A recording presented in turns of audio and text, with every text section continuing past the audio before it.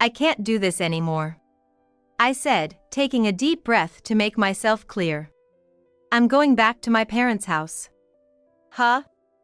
Who's gonna make my meals? Who's gonna clean up? If you're leaving, sign the divorce papers first. Mike ranted in anger upon hearing my words. Immediately, he opened a drawer and pulled out a piece of paper. Seeing it, he suddenly smirked. Here, the divorce papers, he taunted, waving the paper in front of me. He must have thought there was no way I would actually leave. But my determination was solid. This time, I was really going to leave. And the next day, I took the kids and went back to my parents' house. My mother welcomed us warmly, but I was worried.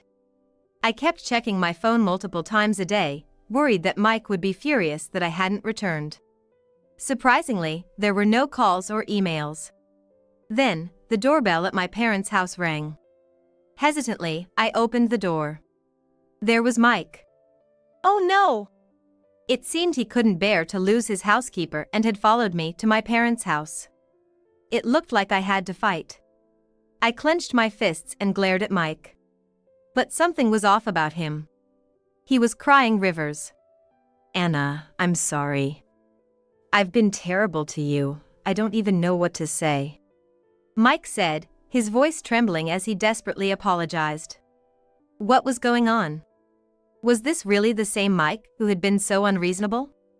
Standing half in disbelief, someone appeared before me. My name is Anna Kirk, 42 years old. Just a regular, ordinary housewife. My husband, Mike, is 4 years younger than me. Mike works as an executive at a construction company owned by his father. We have 2 kids, our 8-year-old daughter, Lynn, and our 2-year-old son, Tom. Our family lives in a white mansion on a hilltop. It was built new 5 years ago. The construction was done by my father-in-law's company, using all high-end materials. Our large garden, adorned with various flowers, looks like something out of a foreign country's garden. Everyone envies our life, a picture-perfect happiness. But it's all an illusion. There's a saying, the grass is always greener on the other side of the fence. From the outside, our lawn must seem very green.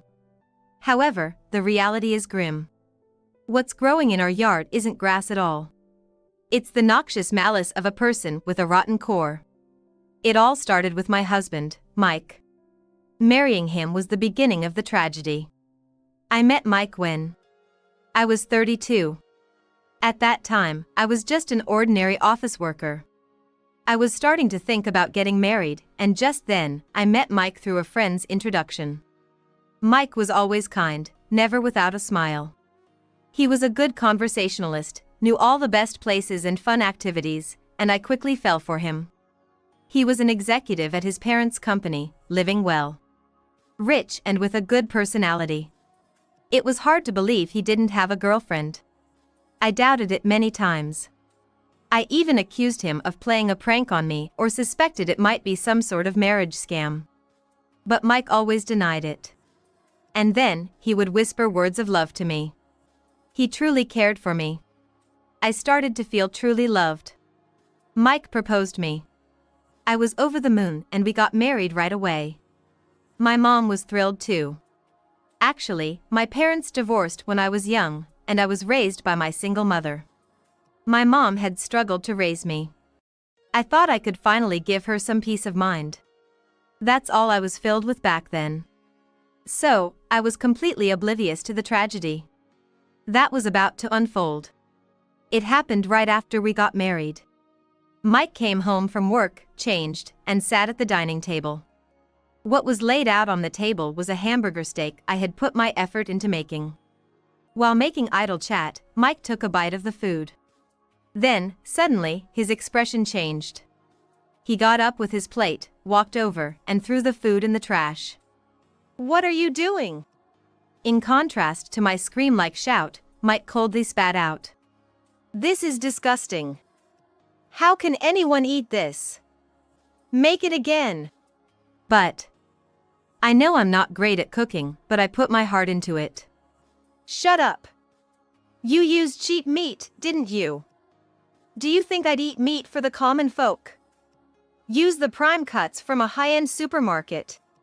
I was frozen by Mike's sudden change. I had never seen this side of him before. Where had the always smiling, kind Mike gone? If you understand, then answer me.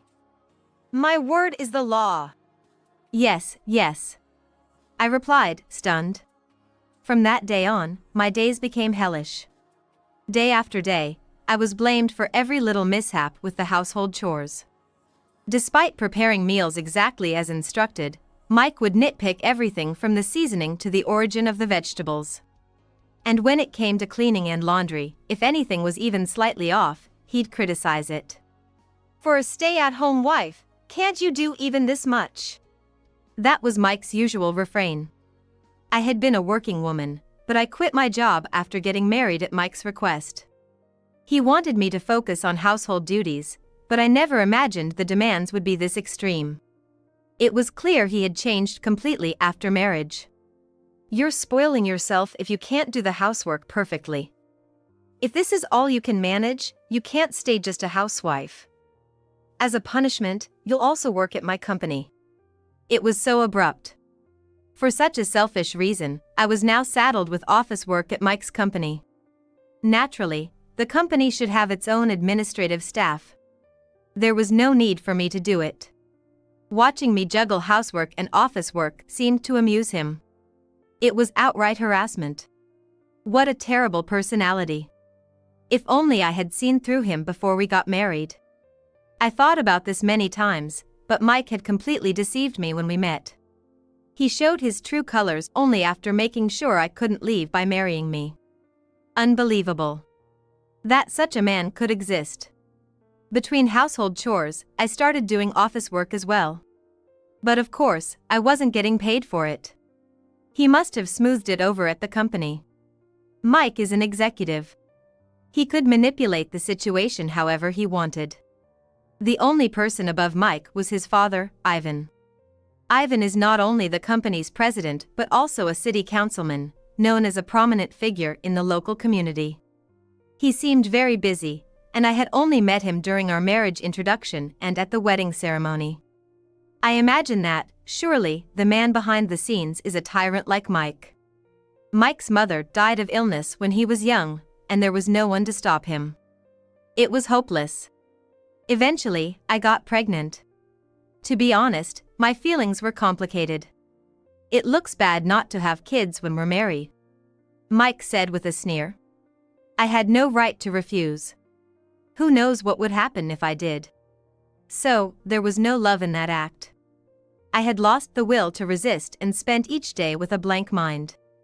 Later, I gave birth to a girl. We named her Lynn. Lynn was very cute, but with housework, my job, and now childcare added to the mix, my exhaustion reached its limits. Mike, without a shred of appreciation, would harshly scold me for any slight oversight. I was at my breaking point. One day, I broached the subject. Mike, I can't do this anymore. I can't endure being treated like a slave. I want a divorce. Then Mike laughed with a face like a demon. I have no intention of letting go of my housekeeper. I was stunned. Do you know why I married someone like you? Because you're a substitute for a housekeeper. Marrying a young woman, she'll just get old, right? Better to keep young women for fun. It's best to marry an old lady who can do the housework. Mike said, his face twisted in a mocking smile. What a thing to say. To think he married me for such reasons. From the beginning, he intended to use me as a slave. There was never any love. Anyway, what are you going to do if we divorce? Just so you know, I won't be paying any child support. There's no way you and Lynn can live on your own, especially when you can't earn a dime. Ouch. His words hit a sore spot, and I was at a loss for words. Indeed, with a young child, working full-time wasn't an option. Even if I put Lynn in daycare, the best I could do was a part-time job. But that wouldn't be enough to cover Lynn's education expenses, to say the least. Or are you going to work at that dirty little diner your mother runs? That rundown place can't be making much money. My mother owned a small diner. It was always bustling, thanks to her kind personality and homey cooking. But it was just a small place in the countryside. Just as Mike said, it wasn't making much money. My mother managed to send me to vocational school despite our situation, which must have been a struggle. When I got married, my mother was genuinely happy for me. Getting a divorce would disappoint her. I bit my lip. Got it. Besides, this area is Kirk Construction's territory. If you even think about running away, you and your kid will never be able to walk around here again, Mike said, bursting into laughter. He was threatening me and my child. I couldn't stand the thought of bending to his will. But in this situation with no way out, there was nothing I could do. The miserable days continued as before. I became pregnant with my second child. It's about time for a second one. Most families around me have 2 kids. I need another one to fit in with them. Such a foolish pride. To have a child for such a reason. But I couldn't object. Any attempt would just lead to a barrage of abuse. I was exhausted. In all this, Lynn was my only ray of hope. She had turned 8 years old. She was so adorable, truly the apple of my eye. Having Lynn made me deeply understand what it means to love someone more than life itself. My only worry was that she was too quiet. She had never shown a rebellious attitude. Always with a straight face, listening to whatever her parents said. She was a good kid, but sometimes I thought she could show a bit more childlike spirit. Maybe it was because of living in this house. Lynn was growing up in a more comfortable environment than my own childhood. But she might always be tense, living in the charged atmosphere Mike created. I was filled with frustration, wanting to do something for her. Amidst this, I gave birth to our second child. He is a boy, we named Tom. Tom cried a lot at night, a habit that didn't change even when he turned 2. I was always sleep-deprived, juggling Mike's company work on top of everything else. Housework, job, and childcare. I was completely exhausted from all these. Then, one day it happened. I was doing data entry for Mike's company as usual. I had planned to finish it by noon, but I must have been more tired than I thought. I accidentally fell asleep. By the time I realized, it was too late. "Hey, is that data ready?" Mike immediately checked on it. "I accidentally fell asleep and haven't finished it yet." "I'll do it now." "What? What have you been doing? I told you I needed it immediately." "You're useless." Mike's shouting filled the air. In such moments, all I could do was wait for the storm to pass. As I shrunk down, Lynn, who had been watching, stood between me and Mike. "Don't yell at Mom." Her voice was firm. She had never once talked back to her parents before. Mike glared at Lynn. "What's this? Talking back to your father? In this house, I'm the law." He yelled and kicked a chair nearby. Lynn was frightened. But she tried to protect me, spreading her little body as a shield. At that moment, I realized clearly. This small child was trying her best to speak up, yet I had never managed to stand up to Mike. Wasn't it my role as a parent to protect Lynn and Tom from this terrible environment? I hugged Lynn with all my strength for her courage. Then, looking straight into Mike's eyes, I spoke clearly. "Enough. How dare you direct your anger at such a small child? I can't do this with you anymore." After a pause, I declared, "I'm going back to my parents' house." Hearing my words, Mike began to rant in anger. "Huh? What about my meals? The cleaning? If you're leaving, sign the divorce papers first." He immediately opened a drawer and pulled out a sheet of paper. Seeing it, he suddenly smirked. "Here, the divorce papers." He taunted, fluttering the paper in front of me. He must have thought there was no way I could leave this house. Mike quickly signed the husband's section. "There, I signed it. You don't have the guts to submit it. Once you leave here, you'll just go back to being poor. You can't make Lynn and Tom live in poverty, can you?" he said, laughing proudly. You can't do anything anyway. Understand? Don't go against me. Got it. Mike spat out in a harsh tone and left the room. I collapsed, sitting down on the spot. I had finally said it. My body started shaking. Lynn quietly spoke to me in that moment. Mom, it's okay. Even if we're poor, it's fine. Watching you struggle every day has been really hard for me. I thought if I was a good girl, things would get better, but they didn't. So, I think it's better if we leave. Lynn. I had always thought of Lynn as just a little girl, but she understood everything about the adults. I had always thought I couldn't subject my children to a life of poverty. But more than that, keeping them in this environment is dangerous. The words I had let slip were leaving. I'm now determined to act on them. I can't just give up. Fortunately, every time Mike yelled at me, I had prepared something. With this, I can fight back. I clenched my fist and made a vow in my heart. We're leaving this house. The night passed without incident. Mike went off to his company, Lynn to her elementary school. Left in the house were just me and Tom. I sorted through our belongings, packing only the essentials. Holding Tom and carrying a Boston bag. Goodbye, I murmured, opening the door of the house and stepping outside. The luxurious mansion and the expansive yard meant nothing to me. They were as good as a view of hell. By my own will, I bid farewell to this life. I then headed straight to the municipal office and submitted the divorce papers from the night before. After everyone had gone to sleep, I had immediately signed my section. It was anticlimactic. To think divorce could be so simple. Then I went to a cafe near the elementary school and waited for Lynn to finish school. In the evening, when I saw Lynn, I called out to her. She seemed to understand why I was there, and what it meant for me to be holding a Boston bag and carrying Tom. Holding Lynn's hand firmly, I took my 2 children and went back to my parents' house. Oh, what's the matter? All of a sudden? Seeing me with luggage and the kids, my mother was surprised. Mom, The moment I saw my mother's face, my tears started to flow. I hadn't planned on crying. Without saying anything, my mother warmly welcomed us. Sitting in the living room, we drank the hot cocoa she made. As I calmed down a bit, I began to share a little about my married life. After listening to me, my mother was silent for a while. So that's what was happening. I was worried because there were times when your voice sounded so lifeless.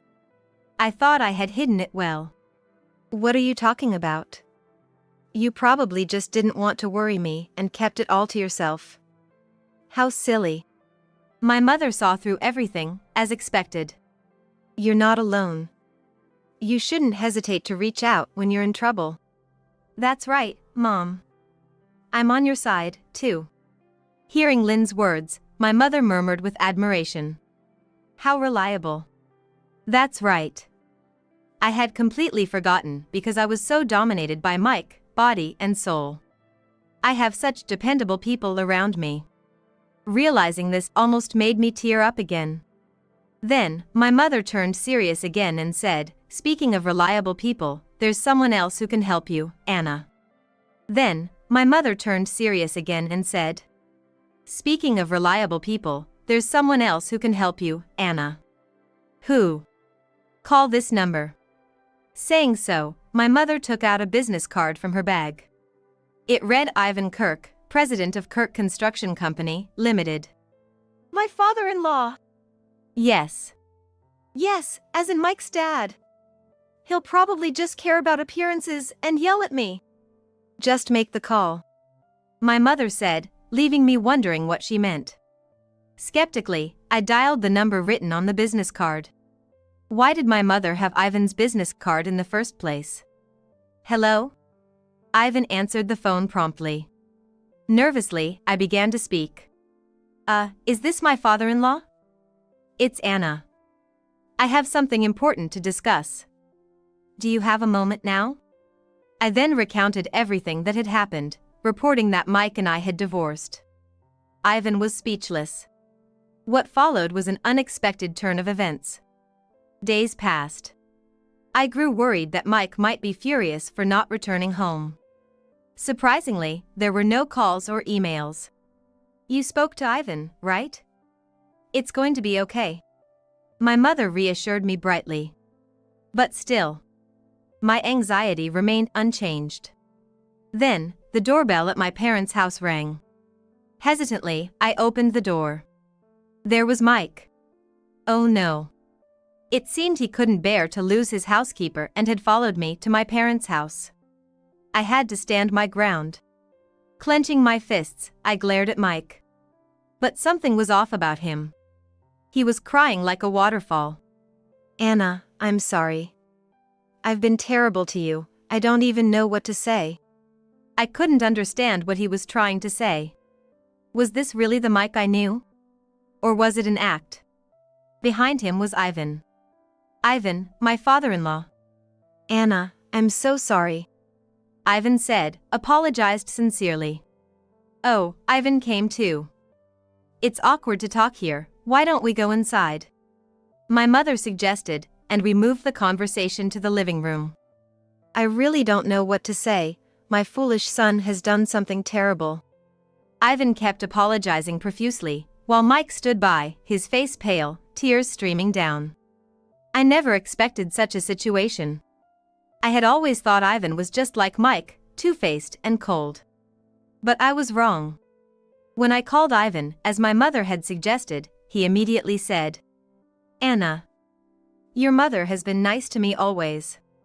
When we talked to them, we found out a surprising fact. To my surprise, Ivan was a regular at my mother's diner. He always shared his work troubles and daily happenings with her. Always ending with, "Please, keep this conversation between us." As the president of Kirk Construction, he couldn't show his vulnerabilities to anyone. The only place he could be himself was at my mother's diner. After hearing my story, Ivan was furious. And immediately confronted Mike. At first, Mike denied everything. Of course, he would want to keep his mistreatment of me a secret from Ivan. Especially since he had always tried to appear as a respectable person in front of Ivan. He has been playing the role of a man of good conduct, worthy of being the next president of the company. But I had emailed Ivan a piece of evidence that could be considered definitive. Recordings of Mike's verbal abuse towards me, which I had wisely made. The recordings were full of unbearable insults. Hearing them, Mike went pale, realizing he had no excuses left. He was silently trembling. Ivan's anger was far from subsiding. Ivan wasn't the kind of unprincipled person Mike was. He truly had a heart. He brought Mike here today to make sure he apologized properly. "I'm truly sorry, I've stripped Mike of all his positions. Starting today, he'll work from the bottom up, almost like a part-timer. I'll retrain his twisted attitude." Ivan cast a sharp glance at Mike. Mike, once again frightened. He seemed to have been severely scolded on the way here. It must have hit hard for a grown man to cry like this. I spoke quietly. "Mike, I don't feel sorry for you. I will never forget the way you've treated me. Your apology doesn't heal the wounds. But time doesn't go backward. So at least, from now on, change your attitude. Not just outwardly, but truly appreciate and show kindness to others from your heart. That's my wish." Mike could only cry and nod in response to my words. I said what I needed to say. Then we discussed child support and decided to part ways for the day. After Ivan and Mike left, I felt a wave of exhaustion wash over me. Everything was finally resolved. I could finally relax. But it was too soon to take a breath. It wasn't over yet. Afterward, I started working at my mother's diner. I couldn't just stay at home doing nothing, and I wanted to help my mother now that I was living here. Plus, there was Tom. Putting him in daycare and working elsewhere would cost money. Working at the diner allowed me to keep an eye on Tom while I worked. I worked on improving the lunch menu to attract more customers. It seemed like we were getting more new customers than before. If sales continued to increase, it would be a win-win situation. Then one evening, as I was preparing for the night's opening, Lynn burst into the shop, out of breath. Mom, Grandma! It's terrible! Oh, Lynn. What happened? Lynn usually goes back to the house, which is about 10 minutes away from here, not the diner, after school. It was rare for her to come to the diner on a weekday. When I got home earlier, the house was on fire. What? I was dumbfounded, not understanding what was happening. But quickly regaining my composure, I grabbed Tom, and along with my mother and Lynn, we rushed to the house. Arriving at the house, indeed, there was a smell of something burnt. The fire was out, but part of the wooden house was blackened. The neighbors had put out the fire, and it seems only a part of the first floor was burned. Relieved, we then heard shouting nearby. What are you doing? Let me go! I could never forget that voice, it was Mike's. Approaching the source of the voice, we saw Mike being restrained by a man, shouting. The man holding him was a neighbor. He looked at us and said, "This guy was trying to set fire to your house and run away. I've called the police, they should be here soon." Mike. My mother, Lynn, and I looked at Mike with pity. What are you doing? Is it true you set the fire? Yeah, that's right. You all ruined my life. I can't be satisfied unless I drag you all to hell with me. Mike shouted loudly. I was completely dumbfounded. What are you talking about? You brought this on yourself, didn't you? Was all that crying and repenting before a lie? Of course it was. I had no choice but to act that way in front of my dad. Mike spat out defiantly, his face twisted in ugliness. Were those tears just an act? Such a terrible person. As I looked at him with contempt, Lynn quietly said, "Dad, you're messed up, aren't you? Even monkeys can pretend to repent. If you don't truly change your heart, no one will follow you." Struck by the truth from his child, Mike's face turned red with anger and he yelled, "Shut up! It's all your fault. Because you snitched to Dad, I got stripped of my position. I was supposed to be the next president of Kirk Construction. I'm in a different league from you poor people." To still say such things at this point. Then, my mother murmured quietly, "Such a sad person. Desperately seeking love from Ivan, ever since the truth was revealed." "What do you mean?" With a sad face, my mother said. "Mike isn't Ivan's real child." What? I had no idea. All I knew about Mike's background was that he lost his mother when he was young. He wasn't Ivan's biological child. Mike, who had been shouting moments ago, now fell silent with a complex expression. My mother began to explain. "I heard it from Ivan. He and his late wife couldn't have children, so they adopted Mike.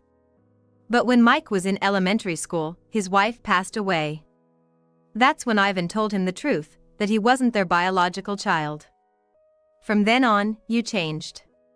You lost your childlike innocence and became a well-behaved, seemingly perfect child, but only on the surface." After a pause, my mother continued. "Ever since you learned you weren't Ivan's real child, you've been overly trying to prove yourself worthy of the Kirk family, showing yourself in a better light than necessary. But such a state couldn't last forever. That's why you took out your frustrations on us, Anna, as a way to relieve your stress. So that was it. Mike's extreme verbal abuse. Enjoying my reactions to his insults. All of it was a backlash from maintaining a facade outside." I slowly began to speak. "I sympathize with your background. But that's no excuse to hurt others. Setting fire to the house, what were you thinking? It's a crime. If things had gone slightly differently, someone could have been seriously hurt. What if me, my mother, Lynn, or Tom had been inside the house?" My voice started to tremble more and more. Imagining the worst scenario, I became terrified. How could you do something so terrible and be okay with it? I never thought you could be so rotten. What do you think human life is? I will never forgive you. I will never forgive you. It went silent after my outburst. After a while, the sound of a police siren echoed. I wanted Mike to be taken away quickly. I never wanted to see that face again. Later, Mike was arrested for arson. Arson is a serious crime, and he was sentenced to 5 years in prison. Of course, this devilish act became known to Ivan again, and Ivan was shocked beyond words. I'm truly sorry, there are no words to express my apology.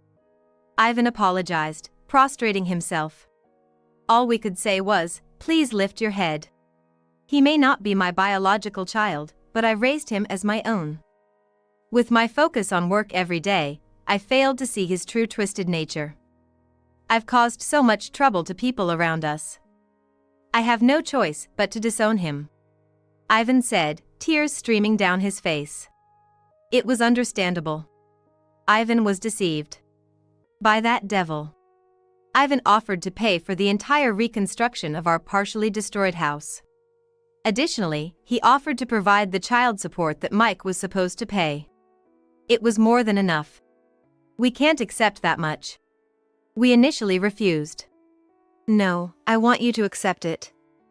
It's also my responsibility that he grew up this way.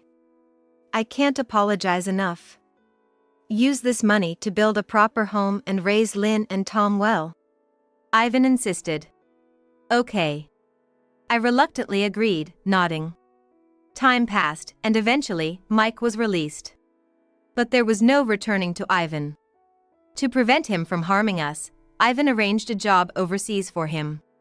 Now, he's supposedly working in a mine in South America. Honestly, I felt relieved. For the children's sake, it's better not to have such a terrifying father around. Meanwhile, I continue to work at my mother's diner every day. Lynn has become a high school student, and Tom is now in elementary school. Mom, Grandma, I'm home. Played soccer and I'm starving. Can I have the fried rice set meal? Tom bursts into the diner, shouting energetically. Again? Aren't you eating too much of the diner's food, Tom? Lynn quickly retorts. Lynn, now a high schooler, sometimes helps out at the diner. She's becoming more and more responsible, truly fitting into her role as an older sister. It's fine, I'm just making sure the taste hasn't dropped. Tom quips back, to which my mother interjects. What are you talking about?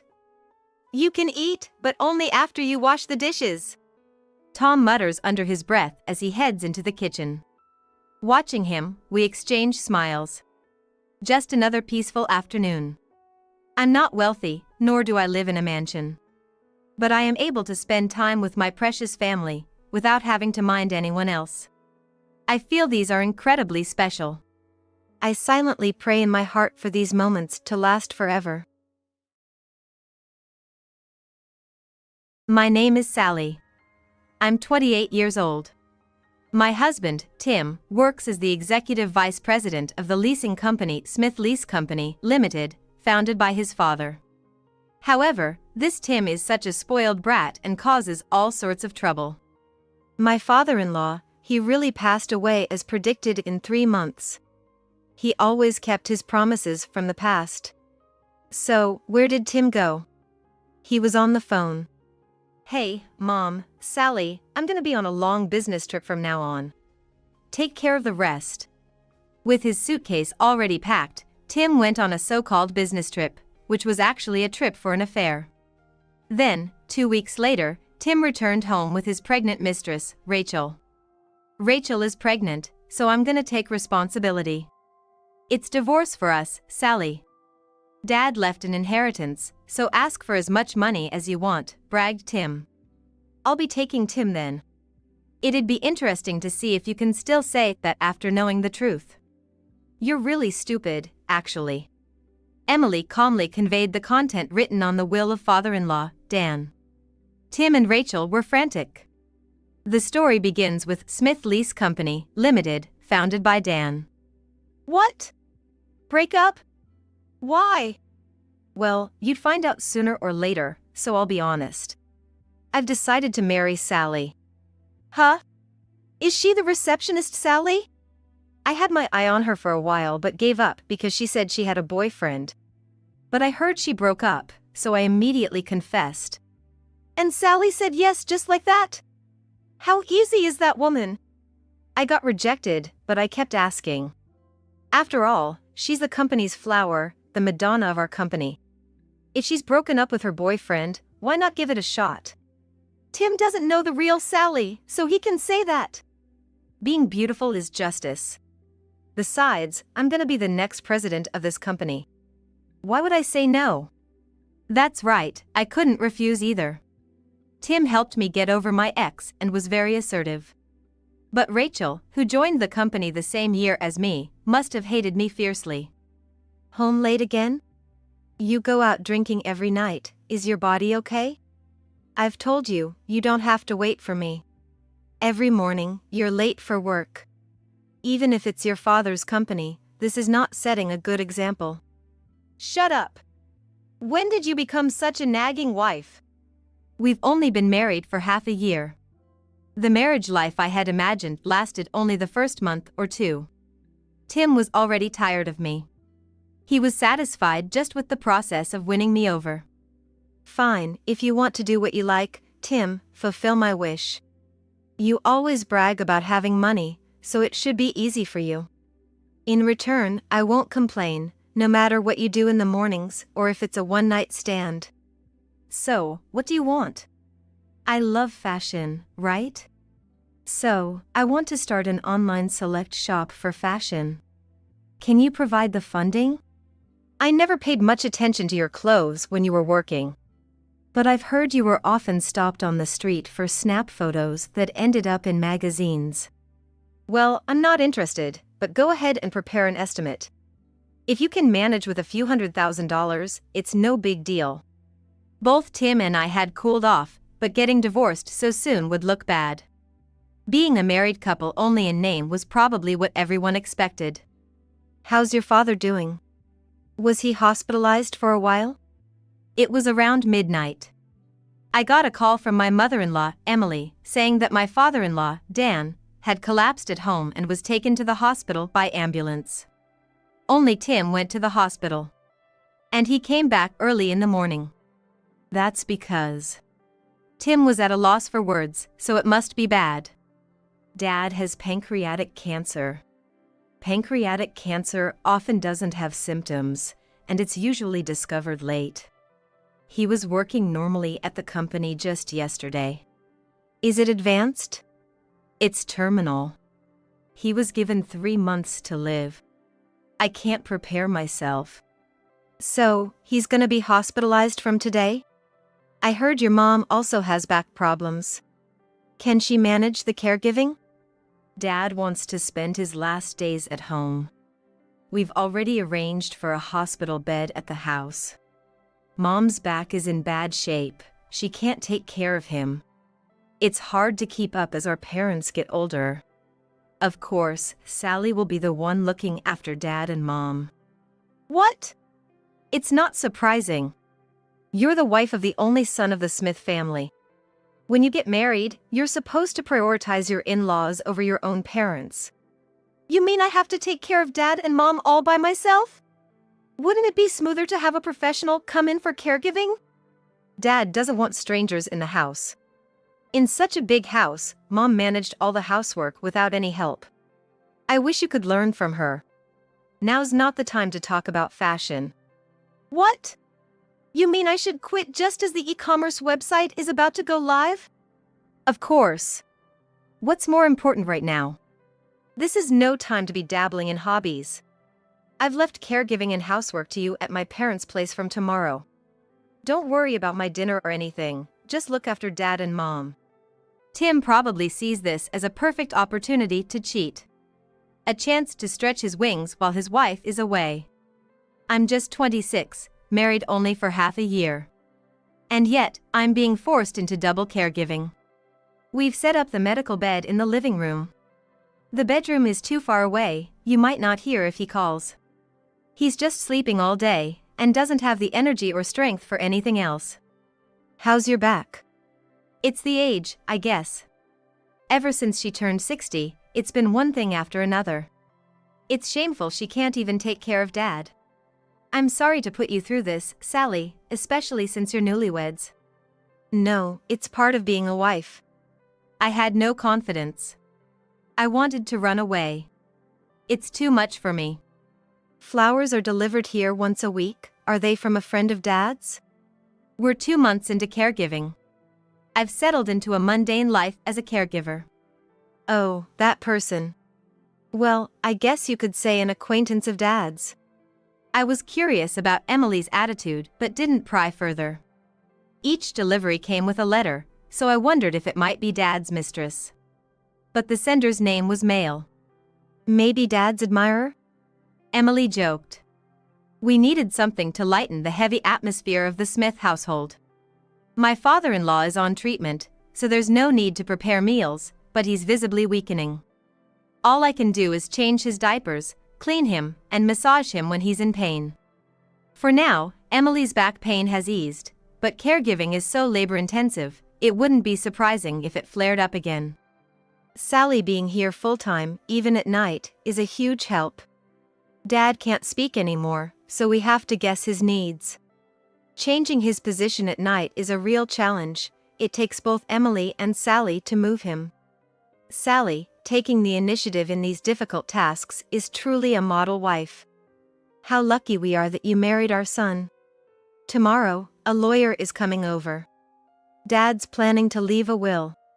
But he can hardly talk? He can use a computer, though. It's slow, but he has a setup that lets him type without speaking. He's used to computers from work. It seems like his body remembers how.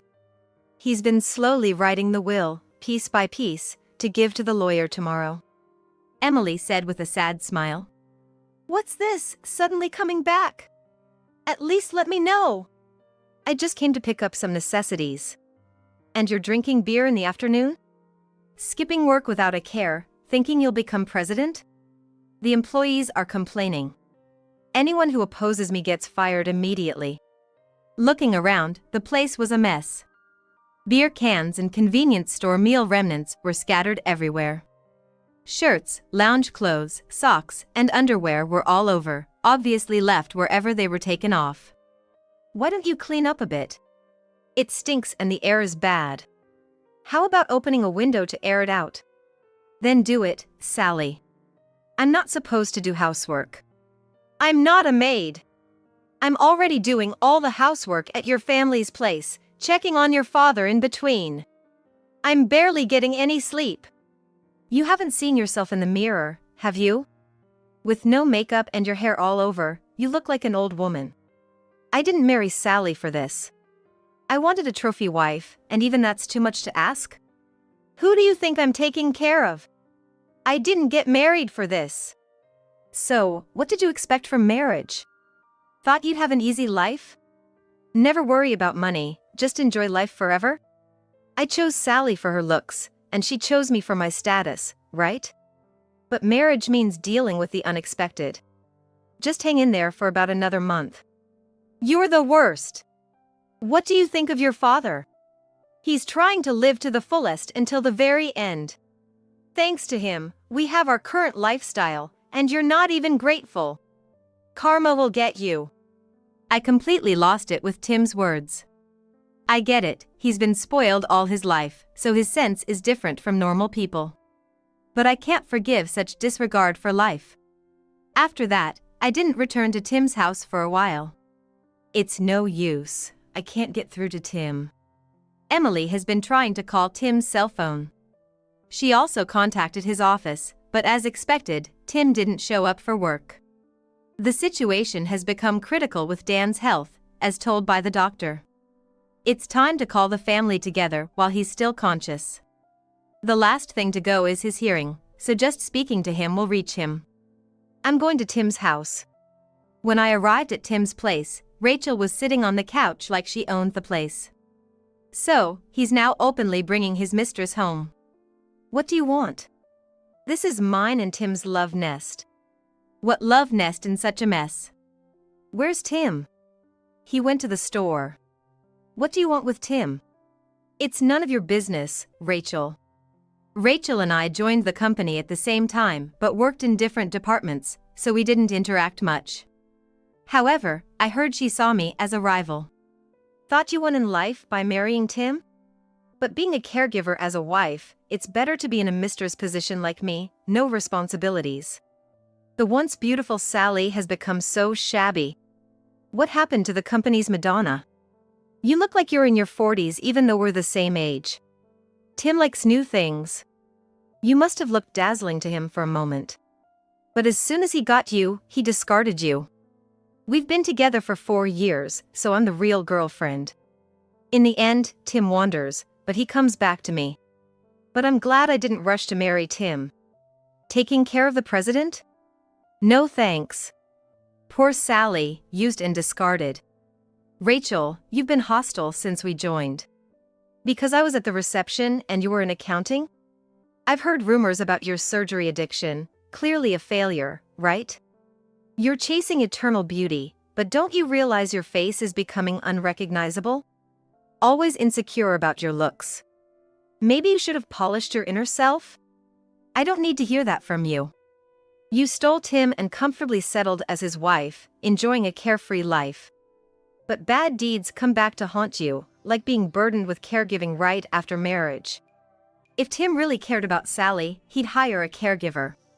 Clearly, you're not valued at all. Losing your always perfect nails, makeup, and fashion sense. Tim would be disappointed seeing you now. Chosen for your beauty, once that's gone, you're nothing. You are too full of yourself, Sally. I can't help but think it serves you right.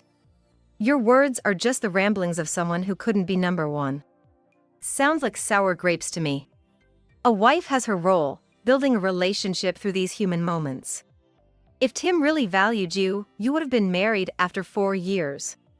Anyway, tell Tim to come to his parents' house urgently when he gets back. I left those words behind and returned to Dan's side. I knew a day would come to confront Rachel, but she turned out to be a formidable and thick-skinned woman. 2 days later, Dan passed away. What do you mean? Seating Rachel in the family section? It was during Dan's funeral. She's practically family by now. Being a mistress doesn't give her that right. In a funeral this grand, with Dan's family and company relations, seating a mistress in the family section questions Tim's common sense. Or do you want everyone to know she's your mistress? Don't sweat the small stuff. Jealous of me and Rachel? But come on, we've been together for 4 years. Then why marry me? If you liked Rachel so much, you should have married her. Well, she's a surgery monster, right? If we had a kid and it looked just like her original face, I couldn't love it. Thinking like that is appalling. Anyway, this is the Smith family's funeral. I won't take orders from you. And Rachel, for her part, boldly took her place in the family section. Naturally, Tim's company employees were puzzled by this. The relationship between Tim and Rachel was well known within the company, but no one expected Rachel to be officially welcomed as a wife. They were a couple not blessed by those around them. On the way back from the funeral, Tim announced he was going on a long business trip. Silently seeing him off, only for him to return saying, "Rachel is pregnant, so I'm gonna take responsibility. It's divorce for us, Sally." He was confident he could pay any amount, banking on the inheritance left by his father. Rachel, too, was assertive, saying, "Tim is mine." For Rachel, it was the fulfillment of her long-held desire to take the wife's seat. She must have been pleased. "You're really foolish." Emily sighed. A real mama's boy who knows nothing at all, truly. What are you talking about? So, Sally, how much do you plan to get from Tim? He said he'd pay anything, so name your price. Then, $200,000. Can Tim pay that? Yeah, if that's all, I'll pay for it. Sally, you're greedy, aren't you? It proves that you married Tim for money. Oh, isn't it you, Rachel, who's after money? I have evidence right here, shall I play it? I had asked someone at Tim's company to record Rachel's conversation. Why do you think I've put up with this for 4 years? All for the money. Otherwise, I wouldn't bother with such a useless second-generation rich kid. Marrying Tim meant living easily, surrounded by everything I wanted, a life everyone envies. For that, I can endure Tim's narcissism. Sure, he might become abusive, but then I'd just take a hefty alimony and leave. Why do you think I got surgery? Because Tim loves beautiful people. He always says beauty is justice. So, I had surgery to become his type of woman. It's an investment in myself. When he chose Sally, it just confirmed that looks are everything. Tim wants to be the center of attention. Even in winter he drives a convertible shouting, "Look at me." Covered in flashy brands, and he's rude to servers everywhere, unthinkable for a president. The president was known for being humble. Well, once we're married, I've got him. Just need to completely erase Sally. I stopped the recording there. I wonder how Tim would react. It's not like that. This was just a joke. I wouldn't really think that. Suddenly, she started to sweet-talk Tim in a soft voice. Of course, she wouldn't want to ruin her long-planned scheme with this. If I wasn't serious about Tim, I would have aborted the pregnancy. I want to bear Tim's child, to give birth to the heir of Smith Lease. Anyway, Sally, how did you get this recording? If you've bugged the company, you'll be in trouble too. Emily, maybe it's time to tell Tim the truth. All right, what is it? I'll handle whatever it is. Tim sounded confident. After Dan's passing, he must have thought he held all the power. Your father left a will, through a lawyer, so this will is absolute. First, the property is to be divided equally between me, Emily, your son, and Sally. Wait, why does Sally get anything? She's just a wife, that's ridiculous. Because Sally took care of your father until the end, very devotedly. Even the visiting nurse was impressed, saying not many could do what she did. Meanwhile, you never visited once, didn't work, just lays around at home, right? Or were with your mistress. It's only fair Sally inherits, it's your father's last wish. Well, Tim still gets a third, so it's not bad. Plus, Tim will be the president of the company, it's his era now. That's only for now. One thing to note, the son mentioned here isn't you, Tim. It's your half-brother, Dan's son from his previous marriage. Huh? Dan was married before me. That child, Mark. What? First time hearing this. Why keep silent till now? Suddenly this guy gets inheritance, makes no sense. Tim was clearly panicked. His reaction was almost comical. Mark is currently working at Smith Lease. You know Mark, don't you, Tim? Mark, oh, that guy. I've heard you used to bully him quite a bit. From what other employees say, Mark is very skilled and top class in sales. Tim, you were jealous, weren't you? You wanted to eliminate anyone who got more attention than you. That bastard is my half-brother? You've got to be joking. Mark sent flowers every week because he felt it was too presumptuous to visit the house. He always wrote polite letters, too. Dad looked forward to reading those letters. In contrast, Tim, you did nothing. How could you be so cold? It's embarrassing to think you're my child. Call Mark right now. I'll settle this. For Tim, this was a bolt from the blue, but Emily had introduced me to Mark. Mark was also the one who recorded Rachel's voice. Emily contacted Mark. He arrived with confidence, facing Tim's glaring hostility. Are you really Dan's son? Yes, I'm 3 years older than Tim. You played it well, ingratiating yourself with Dad to get the inheritance, right? I get it. You were nice to Dad just for that? I just did what was natural. Unfortunately, I couldn't help with caregiving, and I'm sorry for that, Emily and Sally. It was too difficult for me to step into the family home like that. Top sales in the company for 3 years straight, right?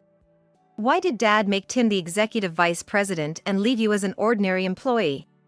I asked not to be treated specially. I was working at another company. When Tim and Sally got married, Dad told me about it and invited me to work at the company. He was considerate of my mother, who raised me as a single mother, and offered me a generous salary. Until I graduated college, Dad paid child support and tuition fees, feeling guilty for making us feel marginalized. So, you shamelessly joined Dad's company after he died, planning to snatch the inheritance? Seriously? How scheming. Shut up. Dad left a third of his estate to Mark and wrote that the company should go to Mark as his successor. That's how disappointed he was in Tim. Why is even Mom siding with this outsider? He should be the last person you support. Mark is not an outsider. He's Dan's son from his first marriage. I knew about him when I married Dan. Tim was cornered, unable to see a way out. I'll divorce you as you wish, Tim. Rachel, live quietly somewhere with your child. If you truly love Tim, not for his money, you can do it, right? Even in poverty. Looks like your bet failed. Never expected the real power to go to the son from the first marriage, did you? You two are well matched, both seeking the same things, sharing the same values. You agreed to $200,000 when I asked, right? Then, I'll graciously accept it. Shall we arrange installment payments? Hey, Tim, Sally is saying something. Can't you turn this around? It's over if you back down now. Rachel must be furious inside, seeing her plans fall apart. I'll sue. Get a lawyer. I can't accept this. From my perspective, everything is settled. Dad dumped all the caregiving on me, and you spent your days drinking and eating with your mistress. It's only natural not to leave money to someone so neglectful. The company would collapse if Tim became the president.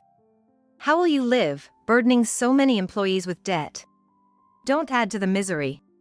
Despite being rebuked by me and Emily, Tim still hoped for an easy way out. Especially from Emily, his biological mother. Can't end like this. Remember this. Tim, frustrated, left with Rachel. Emily, I'm truly grateful to you. Without Sally, Dad would have been in the hospital all this time. But he could spend his last days at home, which was really good. After Dan's death and the rushed funeral, Emily cried for the first time. What a beautiful couple, I thought, feeling deeply moved. It's a pity, Sally, that you won't return to the company. Sorry, despite the kind offer. I've only worked as a receptionist at Smith Lease. I don't have any notable skills. Maintaining beauty is also a significant skill. It's hard to keep up beauty. I have something I want to do. If Dad hadn't fallen ill, I would have progressed with a business. I'm interested in fashion and want to launch a fashion-related e-commerce site. The money Dad left is more than enough. What happened to Tim and Rachel afterward? Rachel told a terrible lie. She wasn't really pregnant. It was a lie she made up because she wanted to marry Tim. It seems she was really after his money, and when Tim lost everything, his money, status, and honor, she quickly dumped him. Tim was even kicked out of his family home and now lives in manga cafes or internet cafes, having no friends or acquaintances willing to lend him money. He must be feeling very lonely. As for Rachel, rumors say she became addicted to cosmetic surgery. But without money for maintenance, her face is starting to deteriorate. I think it's because Tim was so focused on beauty. Both Sally and Rachel's lives were thrown into chaos by Tim. Choosing a partner carefully is essential, especially for beautiful women. Can a part-timer who can't fully pull their weight not listen to what I say? We're giving you support, and because of us, you can live your life now, you know? Discussing moving in together behind my back, and even assuming I'd act as a maid, is just crazy. It's clear they're underestimating me, thinking I won't talk back or retaliate, but they'll regret it soon. I'm Holly, a 70-year-old housewife. At 70, due to health and pension concerns, many stop working, but I can't stay still due to my personality and continue to work even now. Always wanting to try new things, I can't just stay cooped up at home alone, so I keep working part-time. I started working part-time at my current job 30 years ago, and though it's weird for me to say, I'm quite the veteran now. I once worked as an office worker at a moderately well-known company locally. thinking office jobs, without sales or physical labor, would allow me to work long-term. I joined after graduating high school, but it seems my body reached its limit without me realizing. Facing a grumpy boss every day at work, a senior who drove many to resign by constantly doling out sarcasm to those he disliked, and the office queen whose word was law. The office was a parade of strong-willed bosses and seniors. Thus, my hope of steadily working until retirement after high school graduation crumbled all too easily. However, during what could be called my darkest period, there was a moment of light. Meeting my current husband. Somehow our eyes met often when salespeople started visiting, possibly due to some direct sales pitch. Is there something on my face? Why do you keep looking? I fell in love with your beautiful smile at first sight. Would you like to have lunch together during the break? Out of curiosity about who would say such a thing, I agreed to go to lunch with him. That was the start of our relationship growing deeper. It didn't take long for us to start dating. I'll make you happy. Shall we support each other and live our lives together? After accepting his proposal, we got married. Back then, married life was pure happiness to me. The reason it's in the past tense relates to my resignation and my husband's behavior. Even after marriage, wanting to add a bit more comfort to our household finances, and because I had resolved to retire from the company I was determined to work at until retirement, I continued working without taking maternity leave. Before marriage, I had told my husband I wanted to work at my current company for a long time, and he was very supportive back then. There's no rule saying you have to quit your job after getting married, and you can never have too much money, right? I want you to work with me until retirement. Soon after getting married, I became pregnant and gave birth, so the need to work for financial reasons was natural. However, I would come to regret this decision later on. Shortly after marriage, caught between unfamiliar married life and stress at work, I fell ill. I was transferred to a different department and tasked with unfamiliar work, and also faced unreasonable accusations from my boss, which led to losing control over my physical and mental health. Being married, I couldn't just decide to quit on my own. I had consulted with my husband several times before resigning. Lately, maybe because of stress, I've been feeling unwell. I'd like to quit my job and focus on treatment. Really? Are you sure it's not just in your mind? But well, that's fine, I guess. Despite detailed discussions about the reasons for my resignation, post-resignation life plans, and managing household finances, my husband seemed indifferent. I talked about it many times, so he must be listening. He seemed indifferent, but he responded, so he must understand, right? That's what I thought until a certain point. Then, on the day I resigned, holding the bouquet from my coworkers, I came home to find my husband looking furious. You really quit your job? Just ran away because of stress or something? What are we going to do about our lives now? Really? I've consulted with you about this many times, haven't I? So, the talk about both of us continuing to work was a lie? Knowing I wanted us to work together, you lied just to get married sooner? Suddenly, my husband started yelling, snatched the bouquet from my hands, and threw it forcefully to the floor. I thought if both of us worked, our finances would be secure, and having a woman to take care of the housework would make life easier, but now we're stuck with someone useless. On the night I resigned from my job, feeling worn out, I glimpsed my husband's true nature. After graduating from a prestigious university, my husband joined a well-known major company and worked in a high-profile sales department. It was striking to hear from his colleagues and seniors that my husband, as a hard-working salesman supporting his family, was admired by many. However, I realized he was actually someone who lacked confidence in supporting the family on his sole income and married me with the intention of dumping all the household chores on me. Not because he wanted to support each other through life. So, he was living a life wearing a mask of a respected salaryman working hard for his wife and son on the outside, which I found quite despairing. As my health gradually improved, I started looking for something I could do, such as part-time work. Furthermore, I heard from a friend that blogging, writing diary-like entries on the internet, was popular, so I bought a computer with the money I had saved from my part-time job. Then, I continued to study on my own during the gaps in my part-time work and late at night when my family was asleep. Originally, I loved studying and challenging myself to new things, so blogging wasn't a hardship for me at all. However, since falling ill, my husband always looked at me with a face as if he had bitten into something bitter. Probably thinking poorly of me for quitting my full-time job. He seems to think part-time work is just a hobby for those who can't be full-time, often belittling me with comments like, "Don't get cocky with the little money you make from part-time work. Don't neglect household chores just because of your little hobby." His sarcastic comments were truly unpleasant, but I tried to ignore them as a form of stress relief. However, I hadn't realized that ignoring his sarcasm wouldn't protect me from an impending crisis.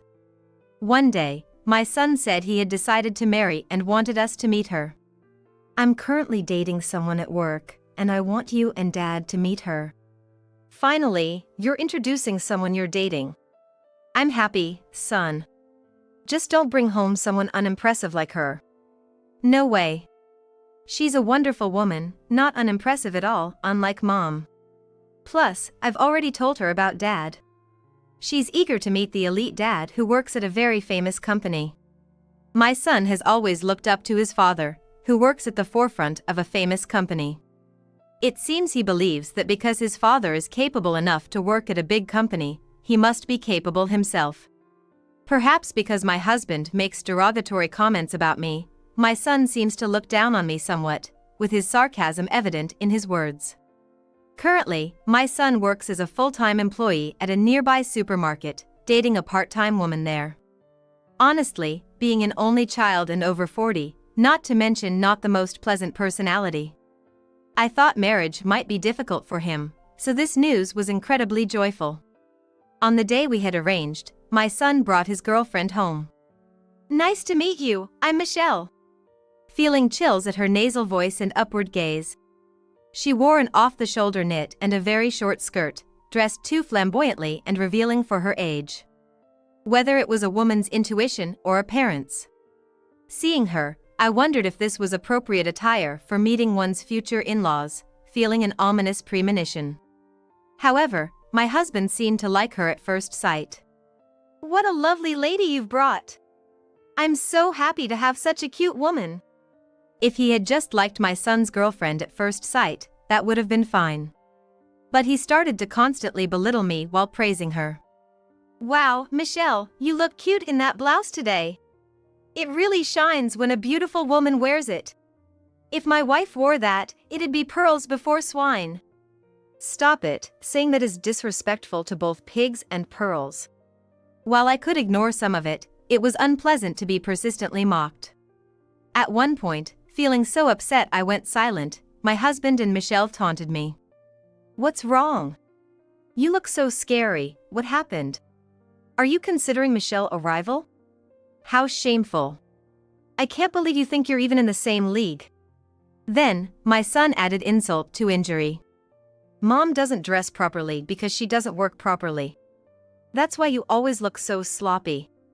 Being demeaned not only by my husband and Michelle but also by my own son was too much.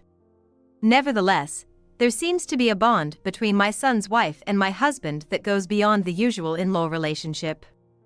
I decided to let them be, thinking I couldn't keep up. Ignoring my husband and Michelle due to discomfort only led to increasingly intolerable behaviors. They frequently went out and brought back hefty receipts.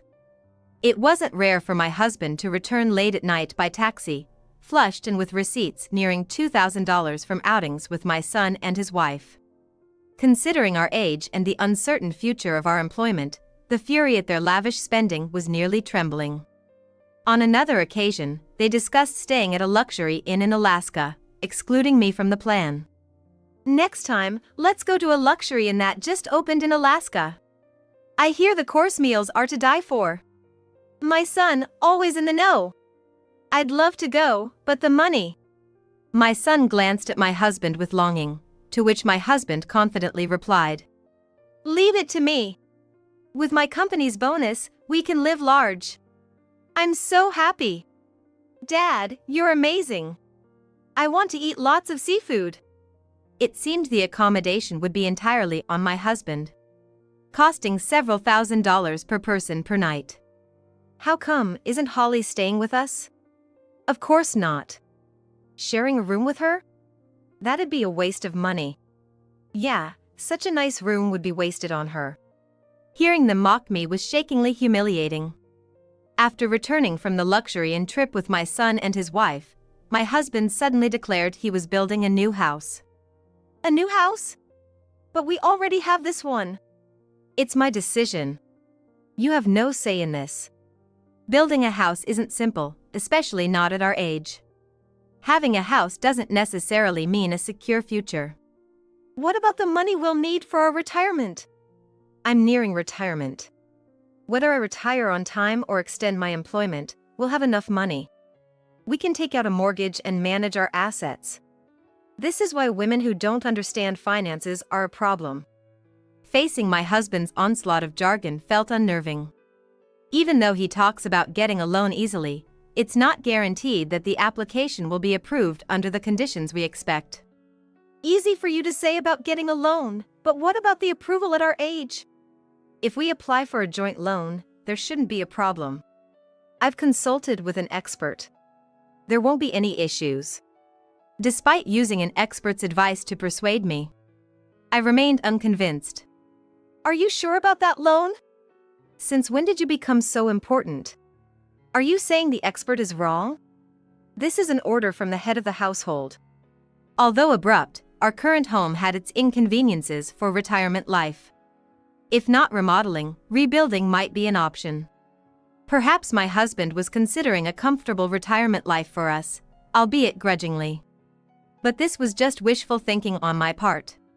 The new house was quickly constructed with a modern design, seemingly more suited for the younger generation, and lacking any accessibility features. This design is unique for us to live in. It seems large, cleaning will be tough. What are you talking about? We're moving in with our son and his wife. Unbeknownst to me, my son and his wife had requested the new house. My husband, fond of Michelle, saw building a new house as an opportunity for cohabitation. They agreed eagerly, anticipating a comfortable life, without needing to do any household chores themselves, at my expense. You're living with us, right? I might ask you to do a lot of housework. Asking for housework? Really? Our adorable son and his wife relying on you will bring excitement to our retirement life.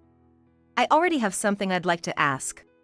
My daughter-in-law, Michelle, had accumulated a lot of belongings, and the moving process wasn't going as planned. The room, cluttered with designer bags and clothes my husband had bought her, left me speechless. Then, my husband asked me to help Michelle.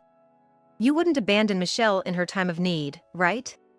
We'll be living in the new house first, so bring her stuff over when you can. My husband, son, and Michelle never imagined how their underestimation of me could backfire. Michelle, not adept at organizing, seemed to need at least 2 weeks to get everything in order. Despite the daunting task ahead, the thought of our future life spurred me on. On the final day of packing for Michelle, I offered with the kindest smile. Michelle, you must be tired from all the packing and moving. I've booked a hotel nearby for you to rest tonight. It might be better to start fresh in the new house after a good rest. Thank you. You're surprisingly thoughtful. I have a bit more to do here, so I'll take my leave. Good night. Little did Michelle know, I had a plan in mind. After parting with Michelle, I headed straight for the airport. A ticket for a flight to Hawaii, this was my one-way ticket to freedom, escaping from what had become a personal hell. In fact, as soon as the new house was finished, I had started taking serious steps towards divorce. I consulted a lawyer known for handling divorce cases, discussing not only my husband and my son's wife's problematic behavior but also the domestic issues within our home. Arriving in Hawaii by a night flight, I slept soundly for the first time in a long while. The next morning, I noticed a call from my husband and decided to answer it. Hey, is Michelle's moving done? Yeah, finished. I've just moved to a new place in Hawaii. I could hear my husband's dumbfounded voice over the phone. Hawaii? What, on a trip?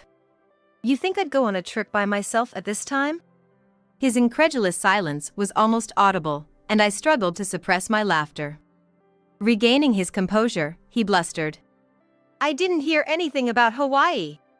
Quite the luxury to take a solo trip to Hawaii at this time. I didn't say it was a trip. He still seemed to believe this was just a whimsical solo journey of mine, that I would eventually return. Not working much and yet. You know your duties are here in this house. Come back soon. Oh, you must be mistaken. It's a divorce. My words must have hit him hard, as he started to panic over the phone. Divorce, all of a sudden? What, you think you lost me to Michelle?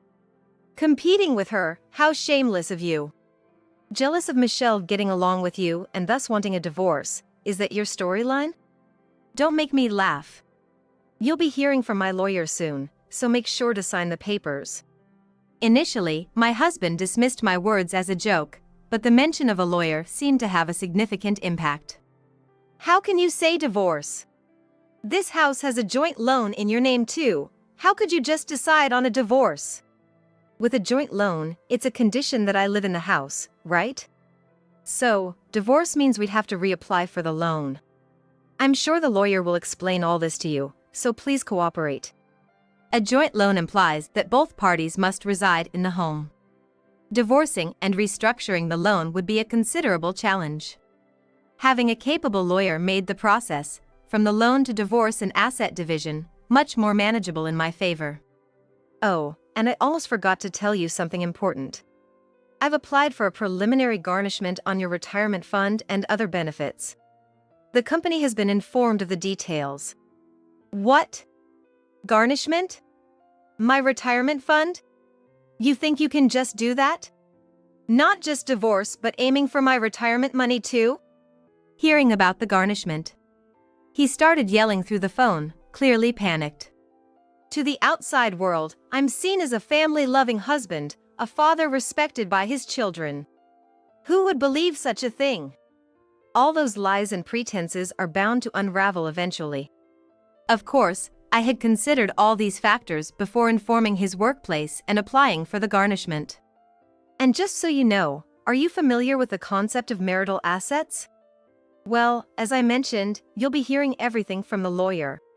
It seems your company is already aware, so let's see what happens next. From the other end, I could hear my son and Michelle making a fuss. It seemed they were complaining about who would do the household chores and errands in my absence. Then either my husband handed them the phone, or they took it upon themselves to scold me directly.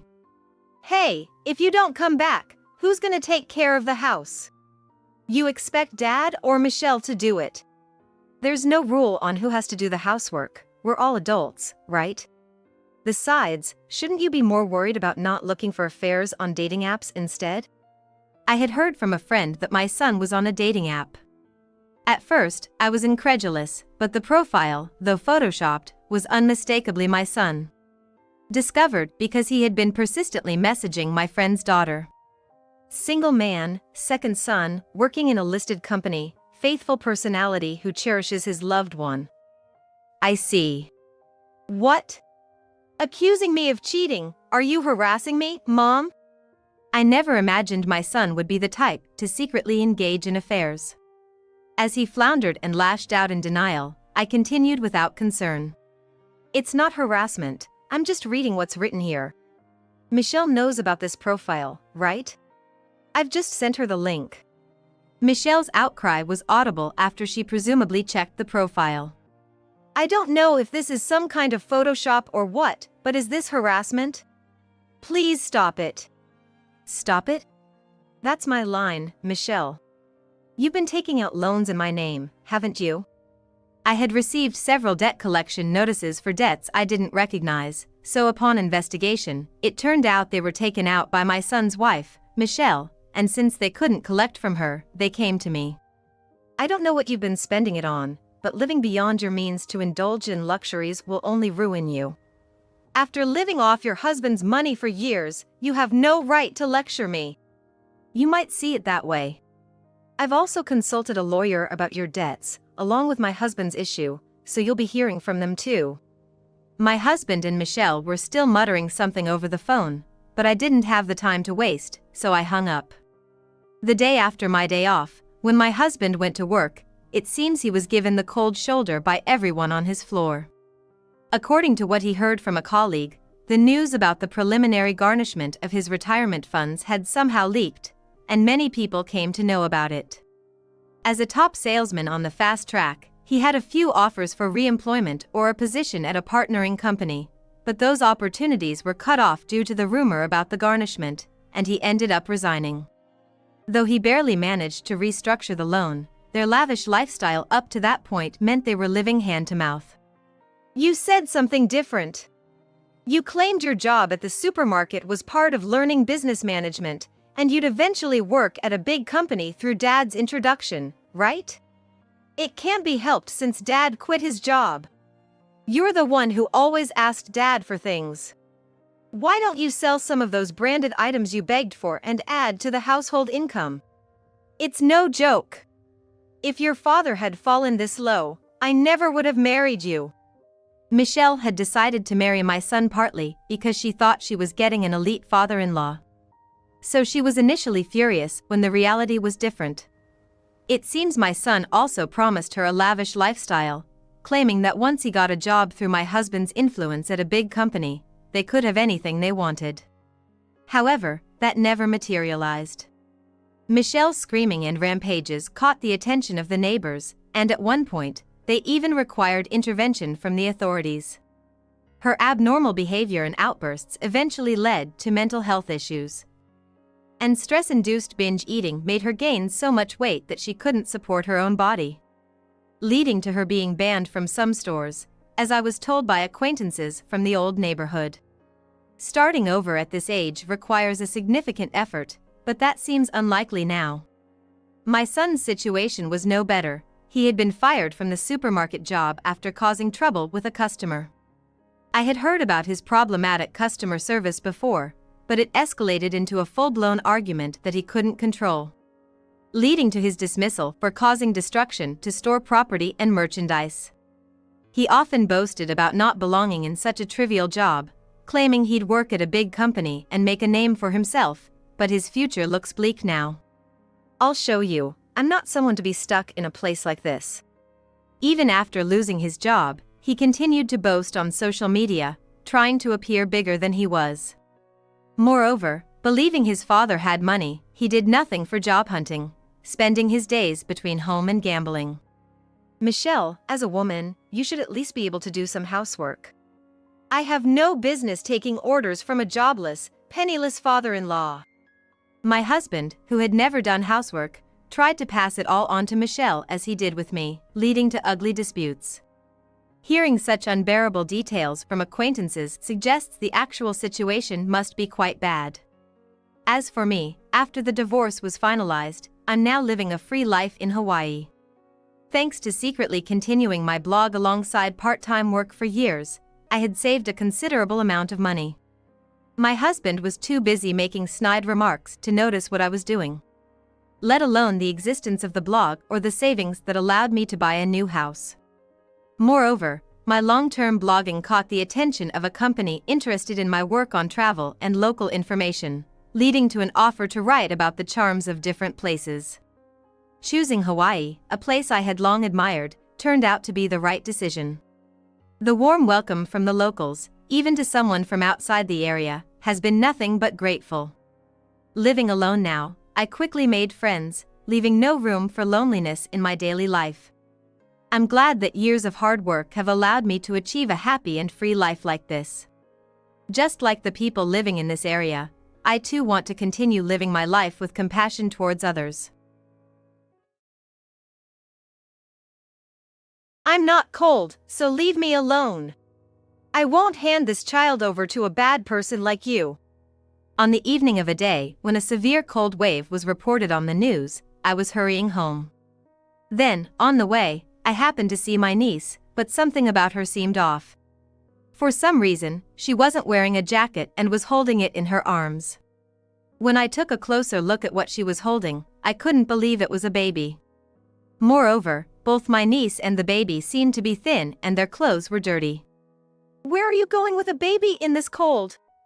I couldn't overlook my niece trembling, so I offered to let her rest at my house for a while. Then, as soon as she saw me, she yelled at me as if she was biting back. "Shut up! Who would go to your house?" I have a bad relationship with my sister, and her daughter, my niece, also dislikes me. Nevertheless, I was taken aback by her strong rejection.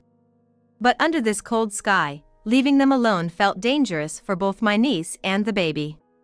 I tried to invite my niece to my house with as gentle a tone and smile as I could, but she steadfastly refused. "Mommy said never to trust you, you no good." My niece wouldn't take my hand and wouldn't listen to anything I said, continuing to resist with her staggering body. What should I do? How can I help them? While I was trying to persuade my niece, suddenly, a car stopped right next to us. To my surprise, the person who got out of the car was my husband. "Well, it can't be helped. I'll have to take you with us, by force." With that, my husband swiftly picked up my niece and the baby, and in no time, carried them into the car. "Hurry up and get in," he urged, and as I hurriedly got into the passenger seat, he started the car somewhat roughly. I protested his forceful actions as if he was kidnapping, but my husband drove on without saying anything. Upon arriving at the destination, I was left speechless. My name is Kelly. I was born and raised in an ordinary family, married to a man, a 29-year-old housewife. I have a sister who is 2 years older than me. I don't remember having a particularly bad relationship with my sister when we were kids. We would fight occasionally but also played together, just like any other normal sisters. But as we grew up and after she got married, my sister changed. The man she married was what you'd call wealthy. He drove fancy cars, wore high-end watches, and dressed in stylish suits. Perhaps influenced by his worldview, my sister's spending became extravagant after marriage. She started to adorn herself in luxurious clothing and accessories, and even for daily groceries, she frequented upscale supermarkets. Not only that, but she began to look down on me and our parents, calling us shabby. Moreover, my sister and her husband lived in the next town over from where my husband and I resided, and she wouldn't miss a moment to boast about her home, which frankly, was pretty tiresome. How sad that you can only afford to live in an apartment. I'm lucky I married into money and can live in a big, beautiful house like ours. It's incredibly comfortable. Well, that's what you get for spending $2 million, huh? Every time I met her, my sister never failed to throw her shopping and status in my face, which really got on my nerves, and one day, I just snapped. Enough already! I'm so overhearing about your obsession with money. I'm quite content with my home and my life. Keep your opinions to yourself. I was boiling with anger, nearly at the point of attacking her when I shouted, but she just laughed it off, snorted, and said, "Oh, so you are jealous after all. How pitiful. Poor people's jealousy is really an ugly sight." Her nonchalant, contemptuous attitude toward me was clear, and I started to deeply despise her in my heart. Since then, her jabs only escalated. Even when we would incidentally meet at family gatherings, my sister would maliciously put me and my husband down. "Is that really all your husband makes?" "That's nothing. I guess he must be a worthless old contractor, huh? Because of that, you have to work part-time jobs too?" Poor you. By the way, I heard your wedding was really average, wasn't it? Mostly, just a room full of family members. And if you compare it, oh dear. My own wedding was exquisite, huh? We had a grand event for 100 people, a stunning gown, a breathtaking venue, and the food was first-rate. If only you could have hitched your ride on a gold mine like me, huh? My greedy sister even tried to snatch away my necklace at one point. The piece, a singular high-end item I owned, was a beloved gift from my husband on my birthday. Yet, it seemed she simply couldn't stand that I, a poor woman, had such a nice thing.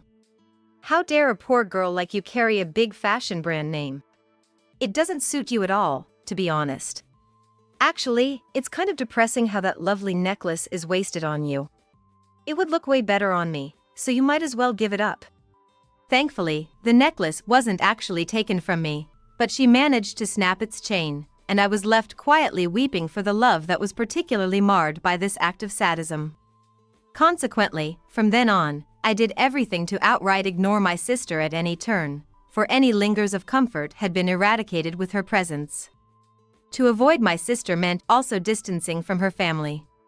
However, my brother-in-law has always been a business frontist, frequently traveling for work and sparing us no help in our little heartbreaks. Rarely speaking and less spoken to, my time with him is charades of trivial comments and tongue bites.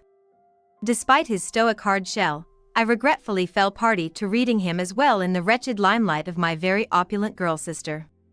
Additionally, Susan, my sister's 9-year-old daughter, seems to have inherited a certain distaste for us as well, dripping the sweet family ordeal with typical fashion disdain. I don't think I've done anything to make my niece dislike me, but every time we meet, she glares at me and hardly responds when I talk to her. We've grown distant from my sister's family, so it's not like there's a particular problem, but it does feel a bit lonely being treated so coldly by my niece too. Because of this, I've managed to cut ties with my sister and her family, but I often hear about my sister's activities through a neighbor who works with me part-time. I heard my sister recently gave birth to her second child. And amidst the busy life of parenting, she seems to be happily splurging on her favorite brands. Then, on a day that seemed just like any other peaceful day without any interaction with my sister, I encountered an unexpected incident. It was in the dead of winter, when a severe cold wave was making the news. Thinking I needed to finish shopping before the snow started, I headed to the nearby supermarket. It was extremely cold, as the news had warned, so I was walking quickly with my scarf covering up to my nose. Then, on the way, I happened to see my niece. Before she noticed me, I thought I should quickly leave. But then, I noticed something odd about her. For some reason, she wasn't wearing her jacket but was carrying it in her arms. When I took a closer look at what she was holding, to my surprise, it was a baby. Moreover, both my niece and the baby seemed to be thin and their clothes were dirty. She was walking with her nose turned bright red, holding the baby carefully so as not to drop it, and clutching the jacket around to protect it from the cold. She must have been cold herself. My niece's body was shivering, and she looked visibly in distress. Susan! Where are you going with a baby in this cold? Why don't you come to my place and warm up for a bit? I couldn't just overlook my niece in such a state, so I called out to her. Startled by my voice, she jumped. And then, seeing me, she started yelling as if biting back. Shut up! Why would I go to someone like you? Even though I knew she disliked me, I was taken aback by her strong rejection. But under this cold sky, leaving them alone seemed dangerous for both my niece and the baby. But you must be cold without a jacket, right? Come on, warm up at my place just for a bit. I'll drive you home after that, okay? I tried to say this to my niece with as gentle a voice and smile as I could muster, but she steadfastly refused. I'm not cold, so leave me alone. Susan has to protect this child. I won't hand this baby over to a bad person like you. I have no intention of hurting you guys. That's a lie. Mommy said never to trust you. My niece wouldn't take my hand, wouldn't listen to anything I said, and kept resisting with her faltering body. What should I do? How can I help them? As I was trying to persuade my niece, suddenly, a car stopped right beside us. To my surprise, the person who got out was my husband. Well, it can't be helped. I'll have to take you with us, by force. After saying that, my husband quickly picked up my niece and the baby, and in no time, carried them into the car. Kelly, hurry up and get in, he urged, and as I hastily climbed into the passenger seat, he started the car somewhat roughly. Just stay calm, and I won't do anything bad. Please, don't thrash about, okay? My husband said this casually, without even looking at my niece. Meanwhile, my niece, perhaps because of my husband's stern demeanor or the shock of suddenly being brought into the car, was now quietly behaving, unlike her earlier commotion. However, she looked so pale as if she might pass out at any moment. My husband took us, along with my niece, to the hospital. My niece and the baby were taken by a nurse, seemingly bewildered by the situation. I asked my husband in the waiting room, "Hey, what's all this about? Why were you there just now? And why rush to the hospital?" I asked, slightly protesting his forceful actions that seemed almost like a kidnapping, and he gave me a wry smile in response. "It was pure coincidence that I was there. Just happened to pass by on my way back from work.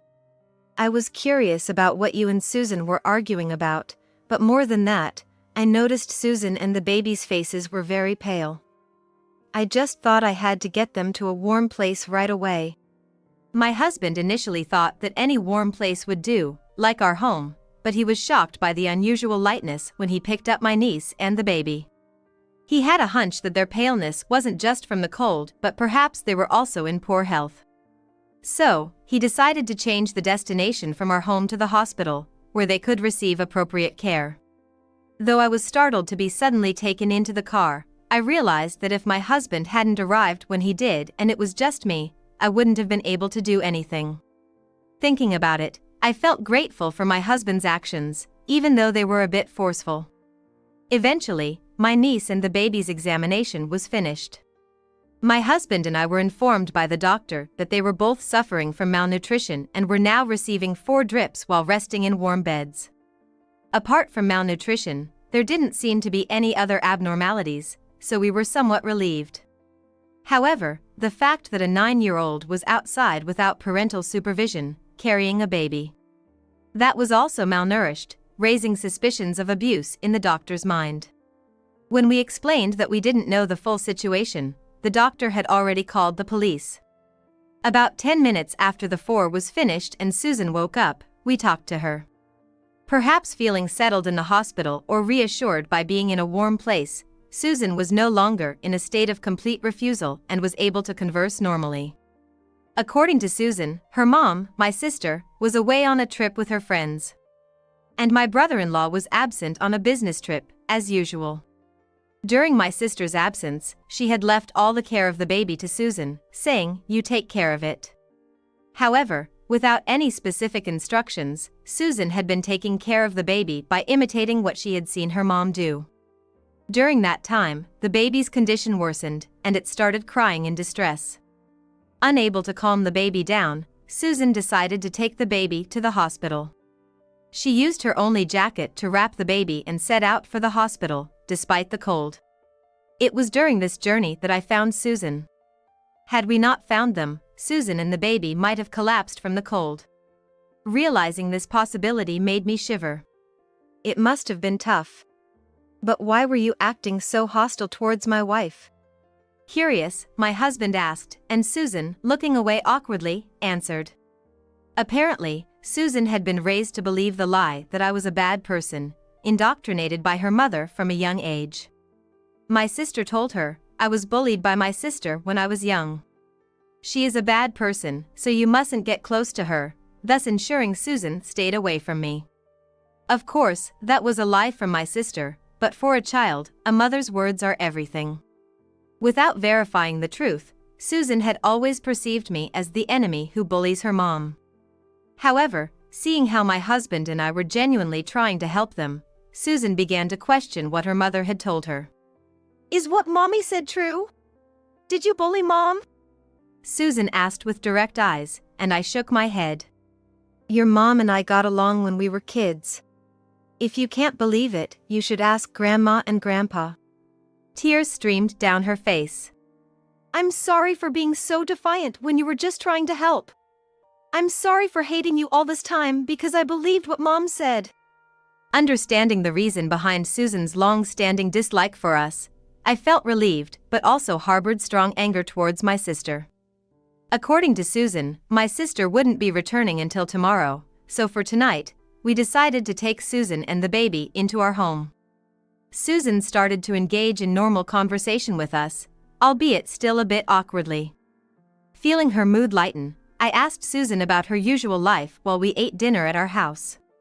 It seems that even before the baby was born, Susan often had to stay home alone.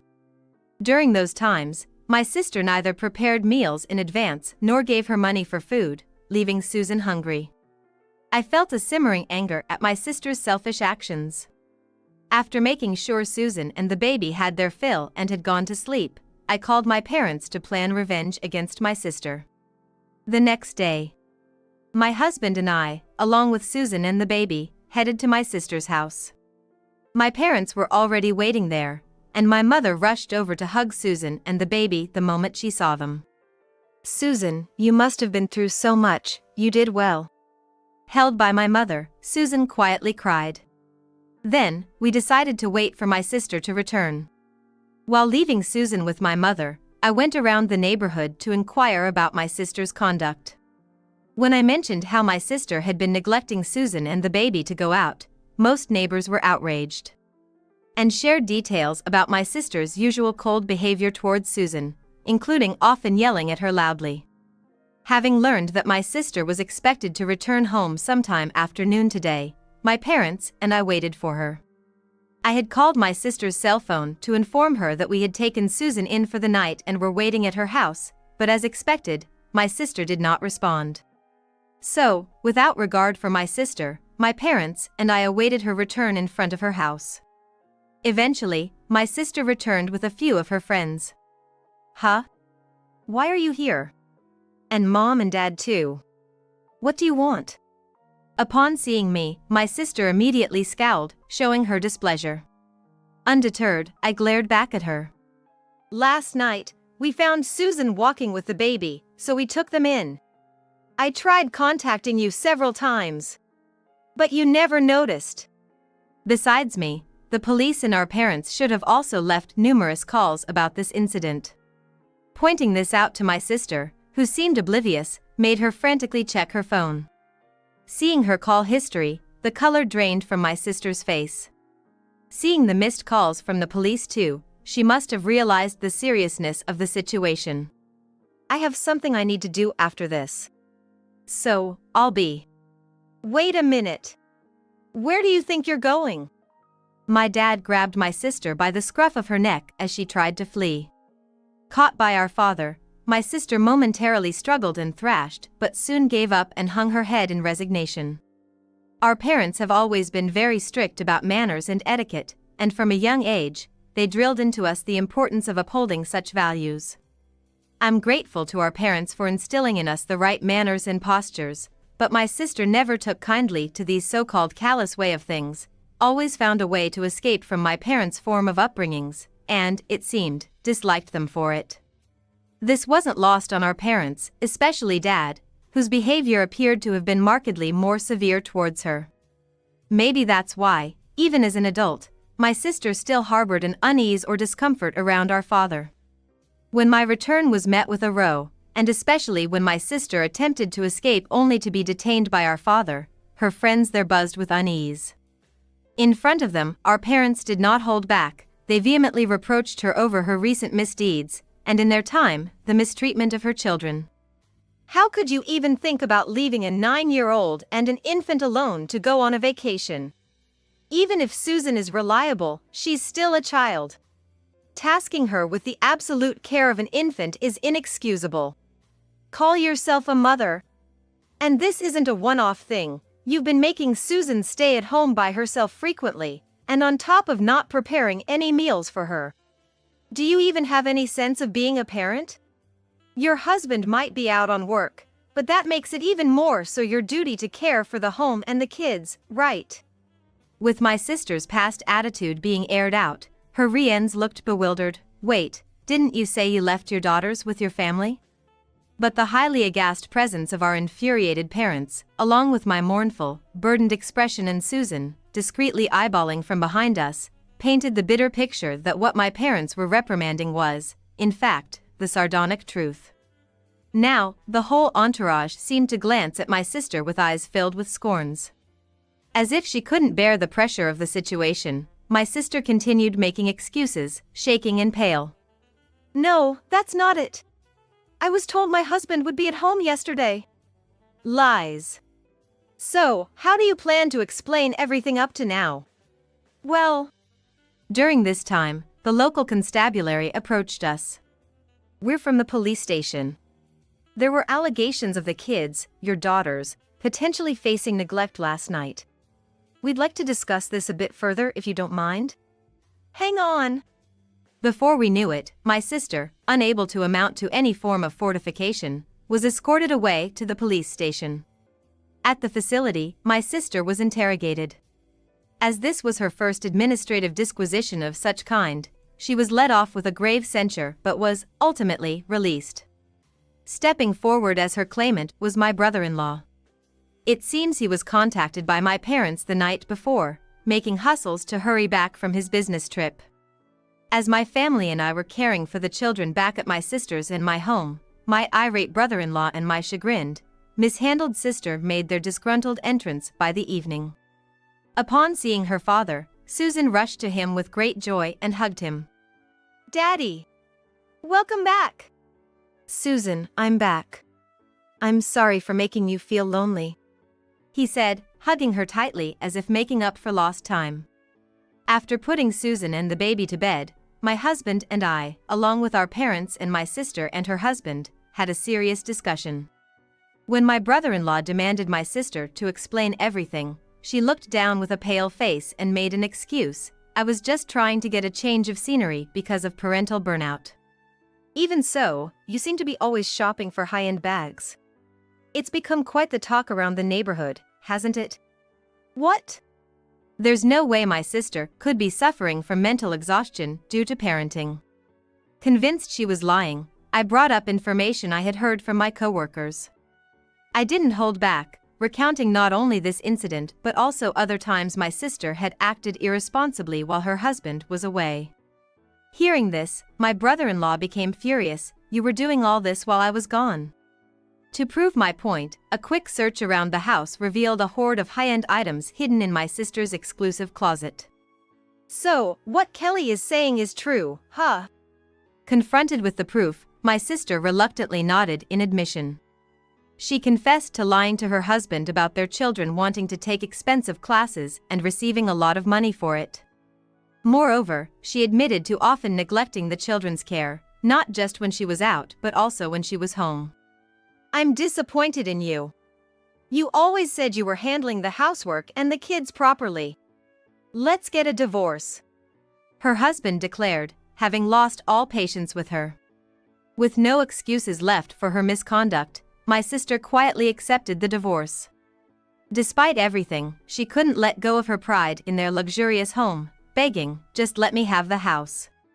Her husband, having no interest in the house, agreed to leave it to her in exchange for a reduction in other forms of property division.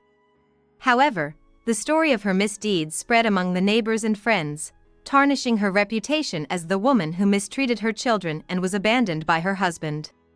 No one was willing to help her. She was shunned when shopping and faced rejection when attempting to find part-time work in the neighborhood, leaving her completely isolated. Eventually, my sister became unable to step out of her house and fell into a mental illness. Unable to manage her life anymore, she sought help from our parents, but since they had disowned her at the time of her divorce, they refused to get involved and turned her away. Now, abandoned by everyone, she lives miserably in what once was a mansion she bragged about, now turned into a house full of clutter. On the other hand, my brother-in-law had been trying to change his work style for the sake of the family. He had submitted a request to transfer to a department without business trips to increase the time spent with his family, and it looks like his request will soon be granted. Therefore, he decided to take custody of the children, saying, "I can't leave the kids with a sister who hardly ever took care of them."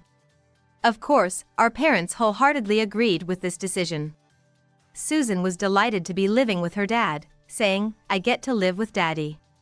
My sister, with no one on her side, hung her head in defeat. After the divorce, my brother-in-law and Susan moved close to my house. To make up for the lack of interaction before, my husband and I occasionally play with Susan and her sibling. Since the incident, Susan has grown attached to us, so we often take care of her and the baby when my brother-in-law's work runs late. The baby is growing up healthy and is at a cute stage. Spending days watching the children grow, we live our days filled with happiness. Prioritize me over your mother. Come to the family gathering right now. His angry voice echoed well in the silent funeral home. Everyone looked at me as if surprised. Please, Ken. Just let me say my final goodbye to my mom. No way. Hurry up and come. If you're not here within an hour, we're getting a divorce. I'd rather ask for a divorce myself. But I didn't want to worry my father, who was already grieving the loss of his wife. You hear me? You have 1 hour. Wait a minute. The phone call abruptly ended. As I was pondering what to do next, my father asked, "What was that all about?" His body was trembling. Have you always been treated like that? Well, yes. Dad always acts all high and mighty with Mom, Julie said on my behalf to my father. Hearing this, my father's expression went from angry to dead serious. I see. Then, I'll do as you wish, he said in a cold voice. I am sorry, Ingram. A 48-year-old housewife. Currently, I live with my husband, Ken. I met Ken during our student days. Hey! I really like you, sorry. Will you go out with me? He confessed to me when we were high school classmates, and we started dating. We continued our relationship through college and decided to get married when we were about to go from students to working adults. I'll cherish you for a lifetime. So, please be my wife. That was his proposal. Subsequently, he pleaded with me to not seek employment and to instead stay home. Luckily, I love all household chores, and since I don't have any particular hobbies, I don't spend much money. Ken always seemed satisfied with me. Sorry, you're truly the ideal wife, he would say, and that alone made me quite happy.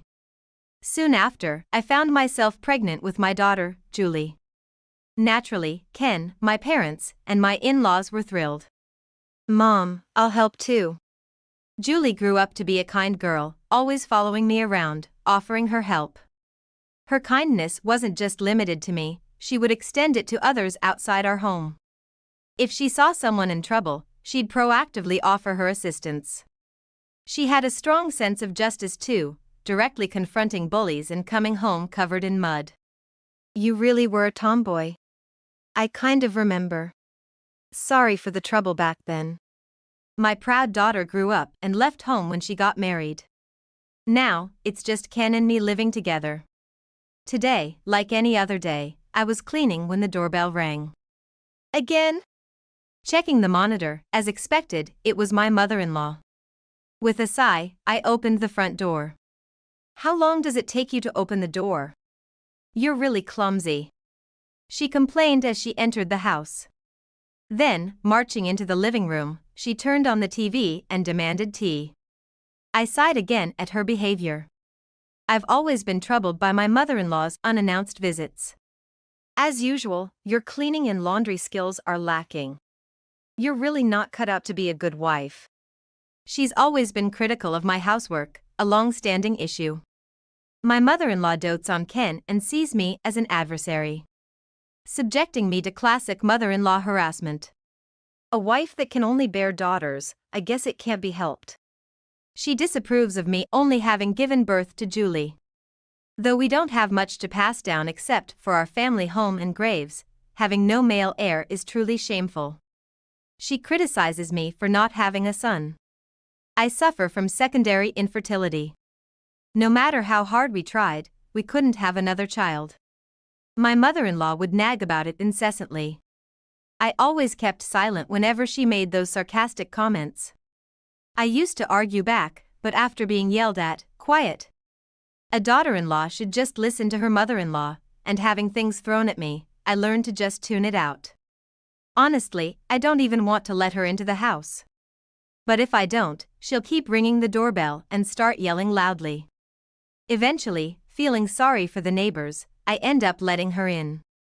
You're married into this family. What we say goes, she would say, and then stay for hours before leaving. And when she finally left, I'd breathe a sigh of relief, only to meet the gaze of a neighbor peeking out from their door. That was your mother-in-law, right? Everything okay? Oh, yes, fine. Sorry for the noise. The neighbor would reassure me, it's okay. Don't worry about it. My kind neighbors sometimes listen to my complaints or even visit on purpose when my mother-in-law is around. Since she cares about appearances, she won't harass me in front of outsiders. Let me know if you need anything. Your grandfather was very kind to me. This house stands on land owned by my grandfather, built by my father. The deed is in my father's name, and Ken has been warned, make a spare key without permission, and you're out. So his parents don't have one. Thanks to my neighbors and my parents, I've managed to keep some peace of mind. I wish Ken would take my side, though. Your mother came over again. So? I wish she'd tell us before coming. Every time she comes, she complains about my housekeeping. Please, tell her to stop. Ken looked annoyed at my words. And I thought, here we go again. Why? She's just trying to help you. If you can't get along, it's because you're not trying hard enough. Just get used to it. Ken never supports me. Raised by a doting mother, he holds outdated views. Husband and his family always come first. He firmly believes housework and childcare are not his responsibilities. Embodying a patriarchal mindset. Anyway, it's all your fault. Don't drag me into your mother-in-law issues, he says, barely listening to me. Watching Ken storm back into the room, I sighed once again. It's been a while, Mom. Can I come over to the house soon? One day, I got a call from Julie. To her question, I responded, of course. Then, Julie came over the next day. What's up with the sudden visit on a weekday? Your dad's not even here. I didn't come to see Dad. I came specifically to see you. Julie has never been particularly close to Ken. On the contrary, Ken dotes on Julie, but she always seems annoyed by it. After all, you were the one who really saw me, Mom. And I can't bring myself to like anyone who bullies my beloved mom. She has always been considerate of me. So, what brings you here today? Mom, have you ever thought about divorcing Dad? Julie's question caught me off guard. With a wry smile, Julie started to speak. You don't want to trouble Grandpa and Grandma, so you keep it to yourself, right? Indeed, that was part of it. I had thought about discussing it with my parents at first. But my mom has a chronic illness and has been in and out of the hospital for years. That made me hesitant to bring it up. Now, both my husband and I are earning, and we can support you, Mom. So, why don't you divorce Dad and come live with us? Her words left me torn.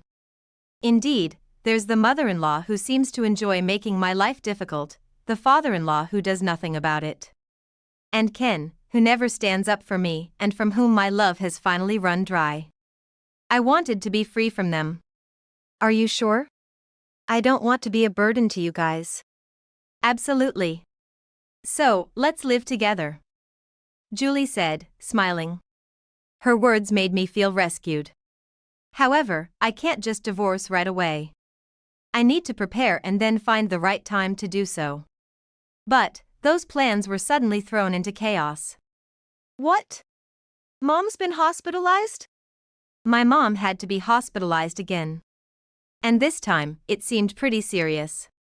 Hearing my father's exhausted voice, I pleaded with Ken to let me go home. But, no way. If you go back to your parents' house, who's gonna take care of the housework here? But it might be really serious this time. No. You're my wife now, you should cut ties with your parents' house. Ken strongly disliked the idea of me returning home. Since we got married, I've only been able to visit my parents' house once a year. And even that was only because Julie begged to visit my parents' house. While I was wondering what to do, I got a call from Julie. Grandpa told me about Grandma. Yeah, but... I get it. Let me talk to your dad. It seemed she understood everything without me having to say much. I obediently handed the smartphone to Ken. At first, Ken looked skeptical, but when he realized it was Julie on the line, he took the smartphone with a smile. It's Julie's request. Guess I have no choice but to allow it. After a brief talk with Julie, Ken reluctantly gave his permission. I quickly got ready and hopped into the car Julie drove to pick me up, heading to my parents' house after a long time. Seriously, Dad is so annoying, Julie said angrily while driving. I couldn't help but smile wryly, but I was too worried about my parents to think about anything else. Mom, it might be hard to think about this now, but you should really consider what you're going to do in the future. I nodded. Even if my mom was in danger, I couldn't continue living with Ken, who only cared about himself. My decision to divorce became even firmer. When we arrived at the hospital, we found my mom, already unconscious, and my dad, who looked completely worn out by her side. Sorry, and Julie came to see me. Dad! I knew this day would come eventually. My dad, always gentle and concerned about me, looked so frail, and I regretted not coming sooner. I'm going to stay here for a while. I'll be with Dad. I took some time off work too. I'll do whatever I can to help. Thank you both. We spent our days caring for Mom and supporting Dad. Caring meant just talking to her, as she was unconscious. So, my main task was supporting Dad. And when the inevitable seemed close. How long are you going to stay at your parents'? Ken messaged me. Checking my notifications, I saw messages from him and others. Apparently, my mother-in-law had been taking care of the housework in my absence. Among them was a message, "There's a family gathering coming up. You need to come back." Seeing this, I replied, "Mom is in critical condition, I can't come." Then, Ken called. Are you kidding me? Not only are you neglecting your duties as a wife, but now you're also refusing to attend a family gathering? I'm not joking. Besides, what's this gathering about? It turns out, a relative I've never met is getting married. They wanted to celebrate. But I couldn't leave my parents for someone I don't even know. I can't. I want to be with my parents. No. This is an order from your husband. Ken hung up. I sighed deeply. Mom! Grandma has. Julie came running in. That day, my mom passed away. Soon after, arrangements for her funeral began. Though she had a chronic illness, my mom was kind and knowledgeable. It seemed she was loved by many, as not just relatives but various people showed up. Dad didn't come, huh? Yeah, that's right. I had informed Ken about the funeral. However, he didn't show up. As the funeral solemnly proceeded, a call from Ken came through on my phone. Normally, I would have stepped away to take it, but seeing who it was from took my breath away. Ken had gone out of his way to call. While I was pondering what to do, Julie, who must have had an idea, said, "Just put it on speaker and answer." Hearing her, I somewhat understood Julie's plan. She probably wanted to expose Ken's misdeeds to everyone present. So, deliberately, I put the phone on speaker and answered. I'm in the middle of a funeral right now. What are you doing? All the other relatives are gathered here. I was suddenly yelled at and fell silent. Those around me looked at me, wondering what was going on, but when I put my finger to my lips, asking for silence, they seemed to understand, and the room fell quiet. Today is a gathering of relatives. Hurry up and come help your mother. Don't be unreasonable. It's my mom's funeral. Prioritize me over your mother. Come to the family gathering right now. His angry voice echoed well in the quiet funeral hall. Everyone's faces showed their irritation at Ken's outrageous statements. Please, Ken. Just let me say my last goodbye to my mother. No. Come now. If you're not here within an hour, I'll divorce you. I would rather ask for a divorce myself. But I didn't want to cause any more worry for my dad, who was already grieving the loss of his wife. You hear me? You have 1 hour. Wait a minute. The call abruptly ended. As I was pondering what to do next, my father approached and asked, "What was that all about?"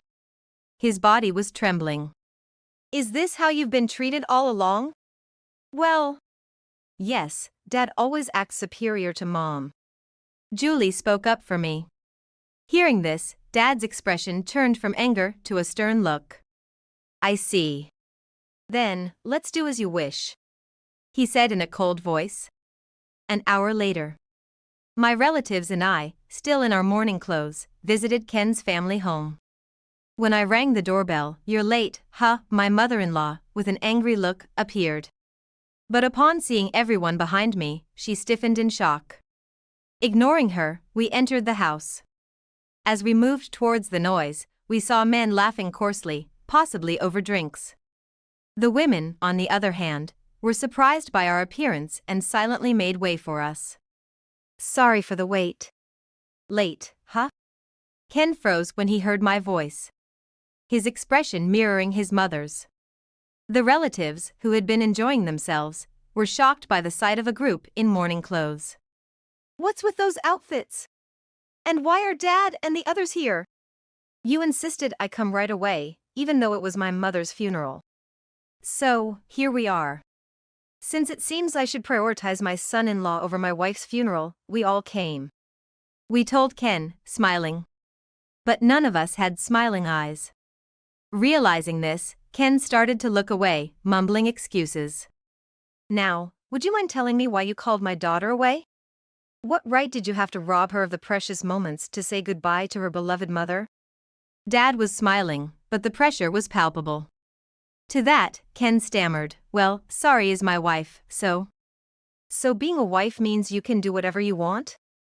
Pushing all the housework and childcare onto her, ignoring the harassment from your own mother, and not allowing her to visit her family home. Is that what you call being a wife? Ken tried to say something, but Dad quickly countered him. Then, Ken fell silent. That's when Dad yelled, "What do you think my precious daughter is?" Startled, Ken froze up. Hey, stop! You're scaring Ken! My mother-in-law rushed in. Dad gave her a cold look as she glared back at him. It's only natural for a wife to obey her new family. What era are you living in? Human rights are defined by law. Do you realize your statement goes against the law? Dad didn't hesitate to argue back, clearly angered by the situation. Seeing Dad angry was a rare sight, and part of me was pleased. Still, I kept my composure and glared at Ken. If that's the case, I wouldn't be able to come back home either. Julie stood by Dad and said, You sometimes tell me to come back home, but Mom can't return to her family home? How does that work? Well, shouldn't you have been at Grandma's funeral too? Instead, you're here drinking. I've always disliked that about you. Julie's words left Ken looking shocked. He probably never imagined his daughter would dislike him. Following Julie's lead, my relatives started calling out the absurdity and worst family. And about half of Ken's relatives also started looking at his family disdainfully. Julie dislikes me. Ken, pull yourself together. But it seemed Ken and his family were too panicked to respond. Seeing their panic, we left Ken's family home. After successfully sending off Mom, I returned to that house one more time to pack my things. Are you really okay with staying with me? Of course. I've decided to divorce Ken and return to my family home. I plan to live quietly there with my father. Sorry. As I was packing up most of my belongings, Ken barged in, followed by his mother. His father was nowhere to be seen, typically avoiding such confrontations. Perfect timing. Receive this, I said, presenting Ken with the filled-out divorce papers. Seeing them, Ken turned pale and prostrated himself before me. I need you, sorry. Please, reconsider. No, I no longer have any love for you. Wait, sorry. I'll forgive everything that's happened. So, you should forgive Ken too. My mother-in-law's words snapped something inside me. Who's forgiving whom?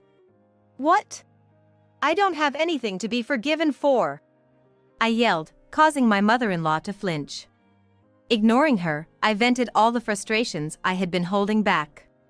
Despite repeatedly asking for advance notice, they always showed up unannounced, which I hated. I was always criticized for my housework. Whenever I went to their house, I was treated like a maid, never given a moment's rest. I unleashed all my pent-up grievances on Ken and his mother. And why should I be the one asking for forgiveness? If anything, it's you who should be asking for forgiveness. Shouldn't you be saying, "I'm sorry for sitting in your house for hours without an appointment, complaining about everything, and treating you like a housekeeper"? My mother-in-law is silent at my words. Well, I guess it can't be helped because my father is glaring at me with that smile on his face next to me. Ken, I cannot leave my precious daughter with you. Get out of this house. Huh? This house is in my name. So, it looks like you're the one who needs to leave. Ken, perhaps having forgotten, turned pale. Then, my father said, "Now get out," and chased Ken and his mother away. Wait! Sorry! Please reconsider! Hold on a second. Just take the divorce papers with you before you go. My stopping him made Ken look hopeful. But his hope quickly faded with my next words. And finally, he gave up. He received the divorce papers. I'm glad the divorce went through smoothly. Yeah, truly. As my father and I shared a laugh, outside began to get noisy. We peeked out the window to see what was happening. Damn it, Dad. Why'd you leave us? It seems they had come in a car driven by my father-in-law. They had left while they were arguing with us. After causing a scene for a while, the two were taken away by the police called by a neighbor. They were noisy to the very end, I muttered. After things quieted down, I took my belongings and returned to my family home.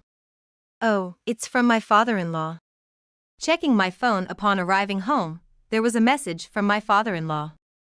It contained an apology for not standing up for me, and explained that he left early to give the women in Ken's family a chance to escape.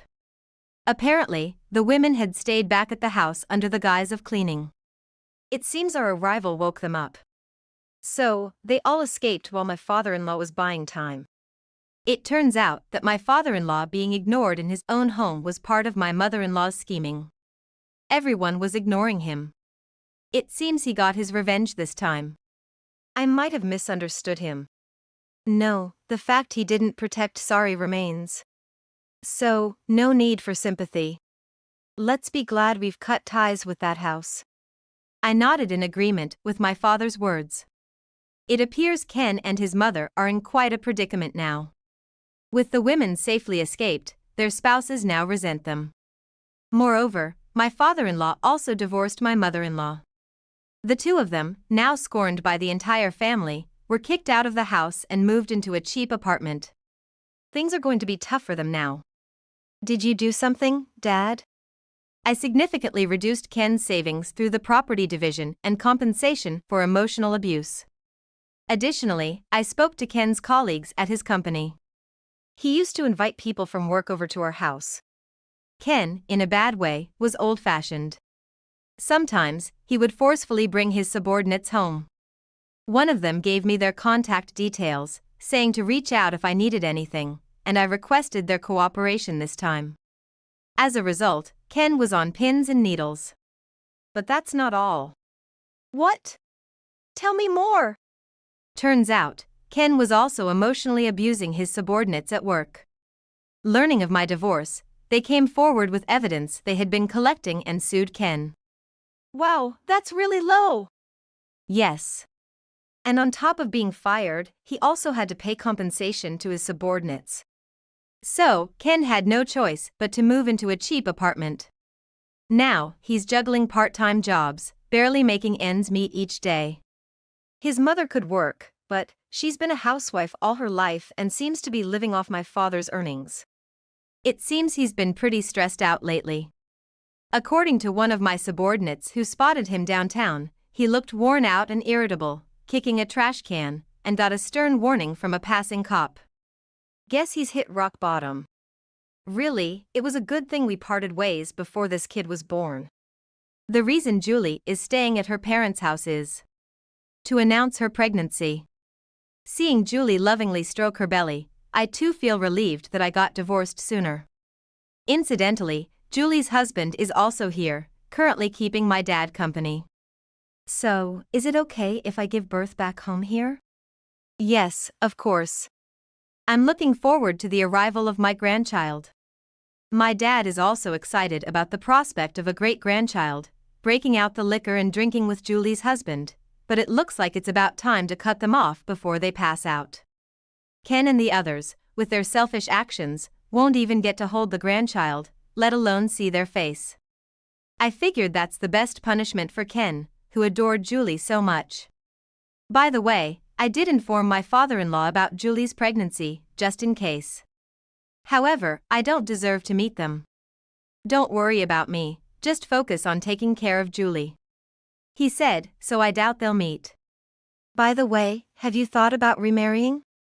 Not yet, I mean, it's been just after the divorce.